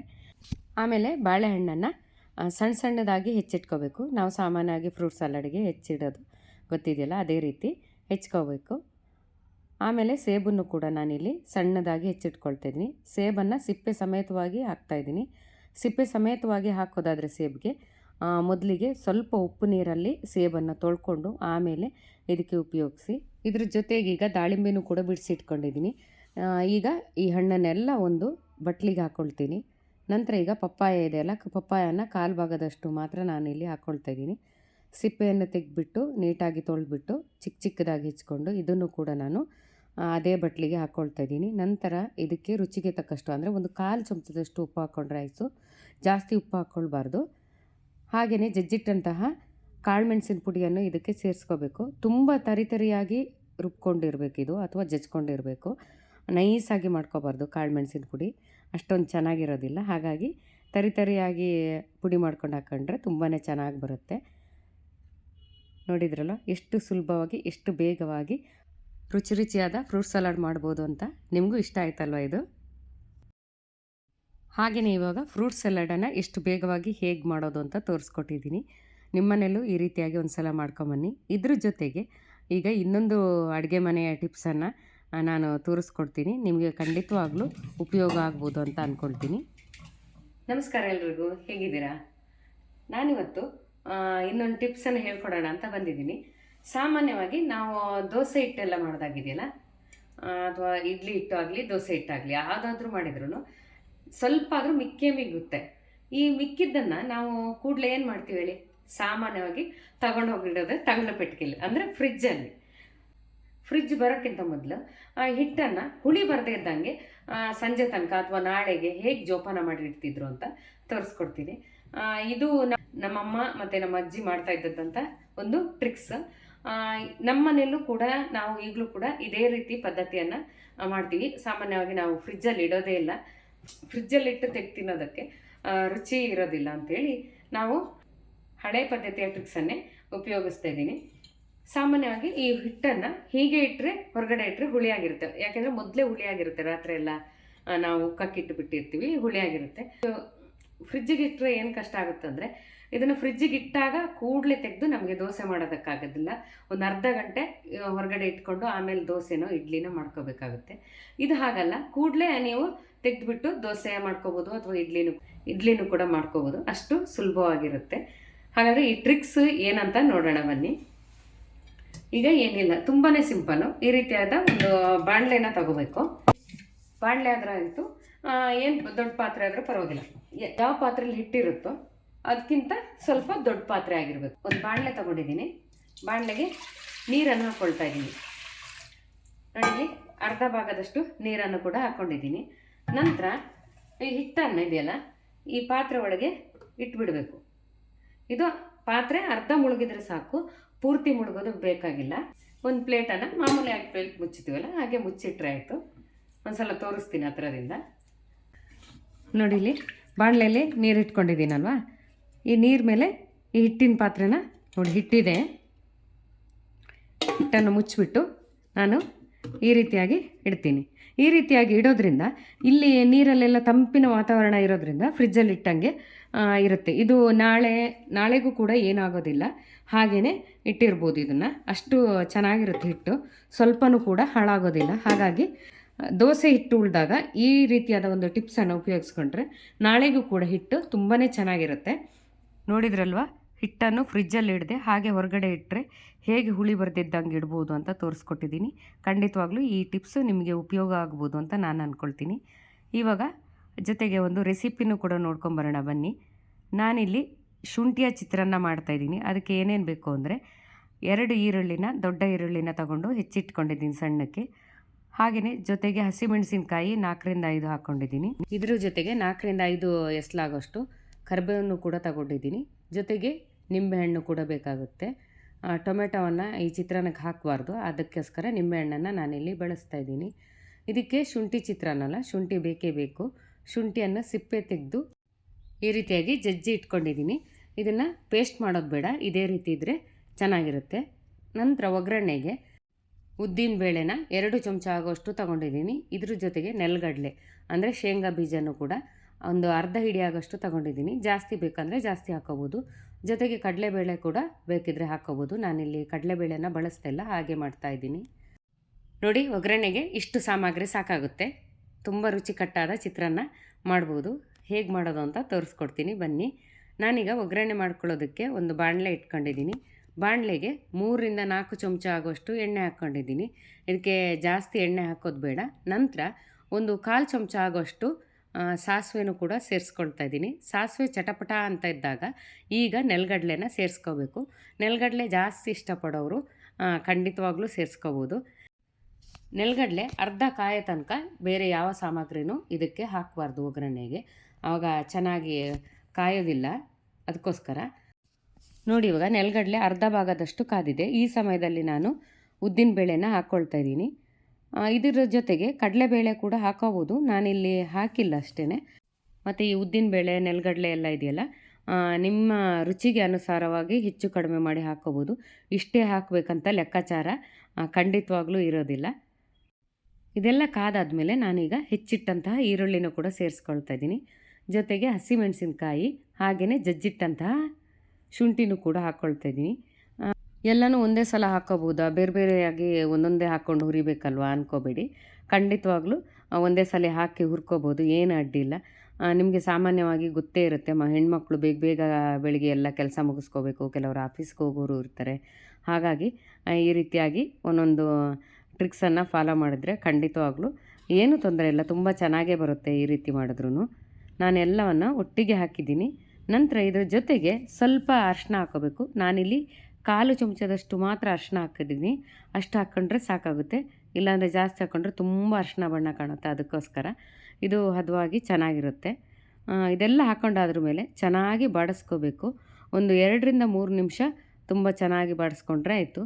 ಇಲ್ಲಿ ಜೊತೆಗೆ ನಾನಿಲ್ಲಿ 1 ಚಮಚದಷ್ಟು ಉಪ್ಪನ್ನು ಕೂಡ ಸೇರಿಸ್ಕೊಳ್ತಾ ಇದ್ದೀನಿ. ಅದಕ್ಕಿಂತ ಜಾಸ್ತಿ ಹಾಕ್ಕೋಬೇಡಿ, ಯಾಕೆಂದರೆ ಗೊಜ್ಜು ಜಾಸ್ತಿ ಏನಾದರೂ ಮಿಕ್ಕಿದರೆ ನೀವು ಎತ್ತಿಟ್ಕೊಂಡ್ರೆ ಈರುಳ್ಳಿಲಿ ತುಂಬ ಉಪ್ಪಿನ ಅಂಶ ಇರುತ್ತೆ, ಆಮೇಲೆ ಕಲಿಸ್ಕೊಂಡು ತಿನ್ನೋಕ್ಕೆ ಅಷ್ಟು ಚೆನ್ನಾಗಿರಲ್ಲ. ಅದಕ್ಕೆ ಸ್ವಲ್ಪ ಉಪ್ಪು ಹಾಕ್ಕೊಂಡು ಆಮೇಲೆ ಬೇಕಾದರೆ ನೋಡಿಕೊಂಡು ಉಪ್ಪು ಹಾಕಿದರೆ ಆಯಿತು. ನೋಡಿ, ಇವಾಗ ಚೆನ್ನಾಗಿ 2ರಿಂದ 3 ನಿಮಿಷ ಚೆನ್ನಾಗಿ ಹುರ್ಕೊಂಡಿದ್ದೀನಿ. ಇಷ್ಟಾದರೆ ಸಾಕಾಗುತ್ತೆ. ನಂತರ ಈಗ ಗೊಜ್ಜು ತಯಾರಾಯ್ತಲ್ಲ, ಈ ಗೊಜ್ಜನ್ನು ಈಗ ಸ್ವಲ್ಪ ಎತ್ತಿಟ್ಕೊಳ್ತಾ ಇದ್ದೀನಿ. ಮೊದಲಿಗೆ ಒಟ್ಟಿಗೆ ಹಾಕಿ ಎಲ್ಲವನ್ನು ಕಲಿಸ್ತಾ ಇಲ್ಲ, ಎತ್ತಿಟ್ಕೊಂಡ್ರೆ ಒಂದು ವೇಳೆ ಗೊಜ್ಜು ಕಡಿಮೆ ಆಯಿತು ಅಂದರೆ ಆಮೇಲೆ ಹಾಕ್ಕೋಬೋದು, ಇಲ್ಲ ಉಳೀತು ಅಂತಂದರೆ ಇನ್ನೊಂದು ಸಲಕ್ಕೆ ಉಪಯೋಗಕ್ಕೆ ಬರುತ್ತಲ್ಲ. ಅದಕ್ಕೋಸ್ಕರ ನಾನು ಯಾವಾಗಲೂ ಈ ರೀತಿಯಾಗಿ ಗೊಜ್ಜು ಮಾಡಿಕೊಂಡ್ರೆ ಎತ್ತಿಟ್ಕೊಳ್ತೀನಿ. ಆಮೇಲೆ ನಾನು ಈಗಾಗಲೇ ಅನ್ನ ಮಾಡಿ ಒಂದು ಸ್ವಲ್ಪ ತಣ್ಣಗಾಗಕ್ಕೆ ಇಟ್ಕೊಂಡಿದ್ದೀನಿ. ಹಾಗೆ ನೀವು ಕೂಡ ಮೊದಲಿಗೆ ಅನ್ನ ಮಾಡಿಟ್ಕೊಂಡು ಸ್ವಲ್ಪ ಹೊತ್ತು ತಣ್ಣಗಾಗಕ್ಕೆ ಇಟ್ಕೊಬಿಡಿ. ಆವಾಗ ಸ್ವಲ್ಪ ಉದುರುದುರಾಗಿ ಚೆನ್ನಾಗೇ ಬರುತ್ತೆ. ಅದ್ರ ಜೊತೆಗೆ ನಾನಿಲ್ಲಿ ಪುನಃ ಒಂದು ಸ್ವಲ್ಪ ಉಪ್ಪನ್ನು ಸೇರಿಸ್ಕೊಳ್ತೀನಿ. ನಮ್ಮನೇಲಿ ಅನ್ನಕ್ಕೆ ಉಪ್ಪು ಹಾಕೋದಿಲ್ಲ, ಅದಕ್ಕೋಸ್ಕರ ಹಾಗೆ ಸೇರಿಸ್ಕೊಂಬಿಟ್ಟು ಸ್ವಲ್ಪ ತೆಂಗಿನಕಾಯಿ ತುರಿನ ಹಾಕ್ಕೊಂಡು ಈ ರೀತಿಯಾಗಿ ಚೆನ್ನಾಗಿ ಕಲಿಸ್ಕೋಬೇಕು. ಕೊನೆಯದಾಗಿ ಇದಕ್ಕೆ ಸ್ವಲ್ಪ ನಿಂಬೆಹಣ್ಣನ್ನು ಹಿಂಡ್ಕೋಬೇಕು. ನಾನಿಲ್ಲಿ ಒಂದು ಅರ್ಧ ಭಾಗದಷ್ಟು ನಿಂಬೆಹಣ್ಣನ್ನು ಹಾಕ್ಕೊಂಡಿದ್ದೀನಿ. ಆಮೇಲೆ ಹುಳಿ ನೋಡ್ಕೊಂಡು ಹಾಕ್ಕೊಳ್ಳಿ, ಒಂದೇ ಸಲ ಜಾಸ್ತಿ ಹಾಕ್ಕೋಬೇಡಿ. ಇದಕ್ಕೆ ಕೊತ್ತಂಬರಿ ಸೊಪ್ಪು ಬೇಕಾದರೂ ಹಾಕ್ಕೊಂಡು ಈ ರೀತಿಯಾಗಿ ಕಲಿಸ್ಕೋಬೋದು. ನೋಡಿದ್ರಲ್ಲ ಶುಂಠಿ ಚಿತ್ರಾನ್ನ ಎಷ್ಟು ಬೇಗವಾಗಿ ಎಷ್ಟು ಸುಲಭವಾಗಿ ಮಾಡ್ಬೋದು ಅಂತ. ಮತ್ತು ಇಲ್ಲಿ ಶುಂಠಿ ಹಾಕಿರೋದ್ರಿಂದ ತುಂಬ ಚೆನ್ನಾಗಿ ಫ್ಲೇವರ್ ಕೊಡುತ್ತೆ. ನಿಮಗೆ ಈ ರೆಸಿಪಿ ಇಷ್ಟ ಆದರೆ ಖಂಡಿತವಾಗ್ಲೂ ನಿಮ್ಮನೇಲಿ ಒಂದು ಸಲ ಮಾಡಿ ನೋಡಿ, ತುಂಬಾ ರುಚಿಯಾಗಿರುತ್ತೆ. ಆಮೇಲೆ ಹೇಗೆ ಬಂತು ಅಂತ ನನಗೆ ಕಮೆಂಟಲ್ಲಿ ತಿಳಿಸೋದು ಮಾತ್ರ ಮರಿಬೇಡಿ ಅಂತ ಹೇಳ್ತೀನಿ. ಹಾಗೆಯೇ ಇದಕ್ಕೆ ಒಂದು ಚಟ್ನಿ ಮಾಡಿಕೊಂಡ್ರೆ ತುಂಬಾ ಚೆನ್ನಾಗಿರುತ್ತೆ ಅಂತ ಹೇಳಿಬಿಟ್ಟು ನಾನು ತುಂಬ ಸಿಂಪಲ್ಲಾಗಿ ಮಾಡುವಂಥ ಒಂದು ಚಟ್ನಿನ ಮಾಡ್ತಾಯಿದ್ದೀನಿ. ಇದಕ್ಕೆ ಜಾಸ್ತಿ ಸಾಮಗ್ರಿಗಳು ಏನು ಬೇಕಾಗಿಲ್ಲ. ಇಲ್ಲಿ ನಾನು ಚಟ್ನಿ ರುಬ್ಬೋದಕ್ಕೆ 1 ಹಿಡಿ ಆಗೋಷ್ಟು ಕಾಯಿ ತುರಿನ ತಗೊಂಡಿದ್ದೀನಿ, ಒಂದು ಅರ್ಧ ಹಿಡಿ ಆಗೋಷ್ಟು ಹುರ್ಗಡ್ಲೆನ ತಗೊಂಡಿದ್ದೀನಿ. ಅದ್ರ ಜೊತೆಗೆ 2 ರಿಂದ 3 ಮೆಣಸಿನ್ಕಾಯಿ, ಹಾಗೆ ಸ್ವಲ್ಪ 1 ಚಿಟಿಕೆಗೆ ಎಷ್ಟು ಬರುತ್ತೋ ಅಷ್ಟು ಹುಣಸೆ ಹಣ್ಣನ್ನು ತಗೋಬೇಕು, ಜಾಸ್ತಿ ಹಾಕೋಬಾರ್ದು. ಹಾಗೆಯೇ 3 ರಿಂದ 4 ಎಸಳಾಗುವಷ್ಟು ಕರ್ಬೇವಿನ ಸೊಪ್ಪನ್ನು ತೊಳೆದಿಟ್ಕೊಂಡಿದ್ದೀನಿ. ಇಷ್ಟಿದ್ರೆ ಸಾಕು, ಇದಕ್ಕೆ ಕೊತ್ತಂಬರಿ ಸೊಪ್ಪು ಏನೂ ಬೇಕಾಗೋದಿಲ್ಲ. ಈ ಸಿಂಪಲ್ ಚಟ್ನಿ ಮಾಡೋದಕ್ಕೆ ಇಷ್ಟು ಸಾಮಗ್ರಿಗಳಿದ್ದರೆ ಬೇಕಾದಷ್ಟಾಯಿತು. ಇದಕ್ಕೆ ಕೊತ್ತಂಬರಿ ಸೊಪ್ಪಿನ ಅಗತ್ಯ ಕೂಡ ಇಲ್ಲ. ತುಂಬ ಸಿಂಪಲ್ಲಾಗಿ ಮಾಡುವಂಥ ಚಟ್ನಿ ಇದು. ಇದನ್ನೆಲ್ಲ ನಾನೀಗ ಮಿಕ್ಸಿ ಜಾರ್ಗೆ ಹಾಕ್ಕೊಳ್ತಾ ಇದ್ದೀನಿ. ಹುರ್ಗಡ್ಲೆ ಮತ್ತು ತೆಂಗಿನಕಾಯಿ, ಹಸಿಮೆಣಸಿನ್ಕಾಯಿ ಎಲ್ಲವನ್ನು ಮಿಕ್ಸಿಗೆ ಹಾಕ್ಕೊಳ್ತಾ ಇದ್ದೀನಿ. ಇಲ್ಲಿ ಕರ್ಬೇವಿನ ಸೊಪ್ಪನ್ನು ನಾನು ದಂಟು ಸಮೇತವಾಗಿ ಹಾಕ್ಕೊಳ್ತಾ ಇದ್ದೀನಿ. ಸಾಮಾನ್ಯವಾಗಿ ಕರ್ಬೇವಿನ ಸೊಪ್ಪನ್ನ ಪಲ್ಯಕ್ಕೋ ಸಾಂಬಾರಿಗೋ ಏನಾದರೂ ಹಾಕಿದಾಗ ಅದನ್ನು ತೆಗೆದು ಸೈಡಲ್ಲಿ ಇಡ್ತೀವಿ. ಆದರೆ ಈ ರೀತಿಯಾದ ಚಟ್ನಿ ಮಾಡಿಕೊಟ್ಟಾಗ ತುಂಬಾ ಚೆನ್ನಾಗಿ ತಿಂತಾರೆ ಎಲ್ಲರೂ. ಯಾರಿಗೂ ಗೊತ್ತೇ ಆಗೋದಿಲ್ಲ ಕರ್ಬೇವಿನ ಸೊಪ್ಪಿಂದ ಮಾಡಿದ್ದು ಅಂಥೇಳಿ. ಹಾಗೆ ದಂಟು ಸಮೇತವಾಗಿ ಹಾಕೋದ್ರಿಂದ ಇದರಲ್ಲಿ ಕಬ್ಬಿಣಾಂಶ ಮತ್ತು ನಮಗೆ ಬೇಕಾದ ದೇಹಕ್ಕೆ ಬೇಕಾದಂಥ ಎಲ್ಲ ಒಳ್ಳೆಯ ಅಂಶಗಳು ಇದ್ದಾವೆ. ಹಾಗಾಗಿ ಇದನ್ನು ಈ ರೀತಿಯಾಗಿ ಚಟ್ನಿ ಮಾಡಿಕೊಟ್ರೆ ಖಂಡಿತವಾಗ್ಲೂ ಖುಷಿಯಾಗಿ ತಿಂತಾರೆ. ಇದಕ್ಕೆ ನಾನೀಗ ಒಂದು ಅರ್ಧ ಲೋಟದಷ್ಟು ನೀರನ್ನು ಸೇರಿಸ್ಬಿಟ್ಟು ಇದನ್ನು ರುಬ್ಕೊಂಡ್ಬಿಡ್ತೀನಿ. ಯಾವುದೇ ಚಟ್ನಿಯನ್ನು ರುಬ್ಬುವಾಗ ಇದೆಯಲ್ಲ ಸ್ವಲ್ಪ ತರಿಯಾಗಿ ರುಬ್ಕೋಬೇಕು. ಯಾಕೆಂದರೆ ತುಂಬ ನುಣುಪಾಗಿ ರುಬ್ಬಿದರೆ ಅದು ರುಚಿ ಅಷ್ಟು ಚೆನ್ನಾಗಿ ಬರೋದಿಲ್ಲ. ನಿಮ್ಮನೇಲಿ ಒಂದು ಸಲ ನೋಡಿ ಇದೇ ರೀತಿ ಮಾಡಿ, ತುಂಬಾ ಚೆನ್ನಾಗಿ ಬರುತ್ತೆ. ಆನಂತರ ಈ ಚಟ್ನಿ ಇದೆಯಲ್ಲ ಇದನ್ನು ದೋಸೆಗೆ, ಇಡ್ಲಿಗೆ, ಚಪಾತಿಗೆ, ರೊಟ್ಟಿಗೆ, ಹಾಗೆ ಬಿಸಿ ಬಿಸಿಯಾದ ಅನ್ನಕ್ಕೂ ಕೂಡ ತುಂಬಾ ಚೆನ್ನಾಗಿರುತ್ತೆ. ಖಂಡಿತವಾಗ್ಲೂ ನಿಮ್ಮನೇಲಿ ಈ ರೀತಿಯಾಗಿ ಒಂದು ಸಲ ಚಟ್ನಿ ಮಾಡ್ಕೊಳ್ಳಿ, ಖಂಡಿತ ಎಲ್ಲರೂ ಇಷ್ಟಪಟ್ಟೇ ಪಡ್ತಾರೆ, ಅಷ್ಟು ರುಚಿಯಾಗಿರುತ್ತೆ. ನೋಡಿ ಇವಾಗ ಚಟ್ನಿನೂ ತಯಾರಾಯಿತು. ಚಿತ್ರಾನ್ನ ಜೊತೆ ನೆಂಚ್ಕೊಳ್ಳೋಕ್ಕೆ ಸಬ್ಬಕ್ಕಿ ಸೊಪ್ಪನ್ನು ಬಳಸಿಬಿಟ್ಟು ಒಂದು ಬೋಂಡ ಮಾಡೋಣ ಅಂದ್ಕೊಂಡೆ. ಇದನ್ನು ಕೂಡ ಅಷ್ಟೇ ತುಂಬ ಚೆನ್ನಾಗಿರುತ್ತೆ. ಚಿತ್ರಾನ್ನ ಜೊತೆ ಇದು ಒಳ್ಳೆ ಕಾಂಬಿನೇಷನ್ ಅಂತಲೇ ಹೇಳ್ಬೋದು, ಅಷ್ಟೊಂದು ರುಚಿಯಾಗಿರುತ್ತೆ. ಇದಕ್ಕೆ ಕೂಡ ಜಾಸ್ತಿ ಸಾಮಗ್ರಿಗಳು ಬೇಕಾಗಿಲ್ಲ. ನಾನಿಲ್ಲಿ ಈರುಳ್ಳಿ ತಗೊಂಡಿದ್ದೀನಿ 2-3, ಹಸಿಮೆಣಸಿನ್ಕಾಯಿ 1-2, ಜೊತೆಗೆ ಕರ್ಬೇವಿನ ಸೊಪ್ಪನ್ನು ಕೂಡ ತಗೊಂಡಿದ್ದೀನಿ. ಇಷ್ಟಿದ್ರೆ ಸಾಕಾಗುತ್ತೆ. ಇವಾಗ ನಾನು ಈರುಳ್ಳಿನ ಹೆಚ್ಕೊಳ್ತಾ ಇದ್ದೀನಿ. ಈರುಳ್ಳಿನ ತುಂಬ ಸಣ್ಣಕ್ಕಾದರೂ ಹೆಚ್ಕೋಬೋದು ಅಥವಾ ಉದ್ದುದ್ದಕ್ಕಾದರೂ ಹೆಚ್ಕೋಬೋದು. ಆದರೆ ನನಗೆ ಸಣ್ಣಕ್ಕೆ ಹೆಚ್ಕೊಂಡ್ರೆ ಇಷ್ಟ ಆಗುತ್ತೆ, ಅದಕ್ಕೋಸ್ಕರ ನಾನು ಬೋಂಡ ಮಾಡುವಾಗ ಈ ರೀತಿಯಾಗಿ ಚಿಕ್ಕ ಚಿಕ್ಕದಾಗಿ ಹೆಚ್ಕೊಳ್ತಾ ಇದ್ದೀನಿ. ನಿಮಗೆ ಯಾವ ರೀತಿಯಲ್ಲಿ ಈರುಳ್ಳಿ ಹೆಚ್ಕೊಂಡ್ರೆ ಇಷ್ಟ ಆಗುತ್ತೋ ಆ ರೀತಿಯಾಗಿ ಹೆಚ್ಚಿಟ್ಕೊಂಡ್ರೆ ಆಯಿತು. ನೀವು ಜಾಸ್ತಿ ಕ್ವಾಂಟಿಟಿ ಮಾಡ್ತೀರಂತಂದರೆ ಜಾಸ್ತಿಯಾಗಿ ಬೇಕಾದರೂ ಈರುಳ್ಳಿನ ಬಳಸ್ಬೋದು. ನಮಗೆ ಸ್ವಲ್ಪ ಸಾಕಾಗುತ್ತೆ, ಅದಕ್ಕೋಸ್ಕರ 1-2 ರಿಂದ 3 ಈರುಳ್ಳಿನ ಅಷ್ಟೇ ಬಳಸ್ಕೊತಾ ಇದ್ದೀನಿ. ಈರುಳ್ಳಿ ಹೆಚ್ಕೊಂಡಾದ್ರ ಮೇಲೆ ನಾನಿಲ್ಲಿ ಹಸಿಮೆಣಸಿನ್ಕಾಯಿನ ಕೂಡ ಹೆಚ್ಕೊಳ್ತಾ ಇದ್ದೀನಿ. ಹಸಿಮೆಣಸಿನ್ಕಾಯಿನ ಸ್ವಲ್ಪ ಚಿಕ್ಕದಾಗಿ ಹೆಚ್ಕೊಂಡ್ರೆ ಒಳ್ಳೆಯದು, ತುಂಬ ಚೆನ್ನಾಗಿರುತ್ತೆ. ದೊಡ್ಡದು ಹಾಕಿದರೆ ಬಾಯಿಗೆ ಸಿಗುತ್ತೆ, ಅದಕ್ಕೋಸ್ಕರ ಈ ರೀತಿಯಾಗಿ ಹೆಚ್ಕೋಬೇಕು. ನಂತರ ಇಲ್ಲಾಂದರೆ ಇದನ್ನು ರುಬ್ಬಿ ಕೂಡ ಹಾಕೋಬೋದು, ಹಾಗೇನು ತೊಂದರೆ ಇಲ್ಲ. ನೋಡಿ ಈಗ ಸಣ್ಣದಾಗಿ ಹೆಚ್ಚಾಯ್ತಲ್ಲ. ಇದಕ್ಕೆ ಕರ್ಬೇವಿನ ಸೊಪ್ಪನ್ನು ಕೂಡ ನಾನೀಗ ತೊಳೆದಿಟ್ಕೊಂಡಿದ್ದೀನಿ, ತೊಳ್ಕೊಂಡೇ ಬಳಸ್ಕೊಳ್ಳಿ. ಈ ಕಡ್ಡಿ ತೆಗೆದ್ಬಿಟ್ಟು ಆನಂತರ ಸಣ್ಣಕ್ಕೆ ಎಷ್ಟು ಸಣ್ಣಕ್ಕಾಗುತ್ತೋ ಅಷ್ಟು ಸಣ್ಣಕ್ಕೆ ಮಾಮೂಲಿಯಾಗಿ ಹೆಚ್ಕೊಂಡ್ರೆ ಆಯಿತು. ಹೀಗೆ ಇರಬೇಕು ಅನ್ನೋದು ಏನೂ ಇಲ್ಲ. ನೋಡಿ ಇವಾಗ ಕರ್ಬೇವಿನ ಸೊಪ್ಪನ್ನು ಕೂಡ ಹೆಚ್ಕೊಂಡಾಯಿತು. ಹಾಗೆ ಇದ್ರ ಜೊತೆಗೆ ನಾನು ಸಬ್ಬಸಿಗೆ ಸೊಪ್ಪನ್ನು ಹಾಕ್ಕೊಳ್ತಿದ್ದೀನಿ. ಸಬ್ಬಸಿಗೆ ಸೊಪ್ಪನ್ನು ತೊಳೆದಿಟ್ಕೊಂಡಿನಿ. ತೊಳ್ಕೊಂಡಾದ್ರ ಮೇಲೆ ಈ ರೀತಿಯಾಗಿ ಚಿಕ್ಕದಾಗಿ ಹೆಚ್ಚಿಟ್ಕೊಳ್ತಿದ್ದೀನಿ. ನಾನಿಲ್ಲಿ ಒಂದು 1/4 ಕಟ್ಟಾಗೋಷ್ಟು ಸಬ್ಬಸಿಗೆ ಸೊಪ್ಪನ್ನು ಬಳಸಿದ್ದೀನಿ.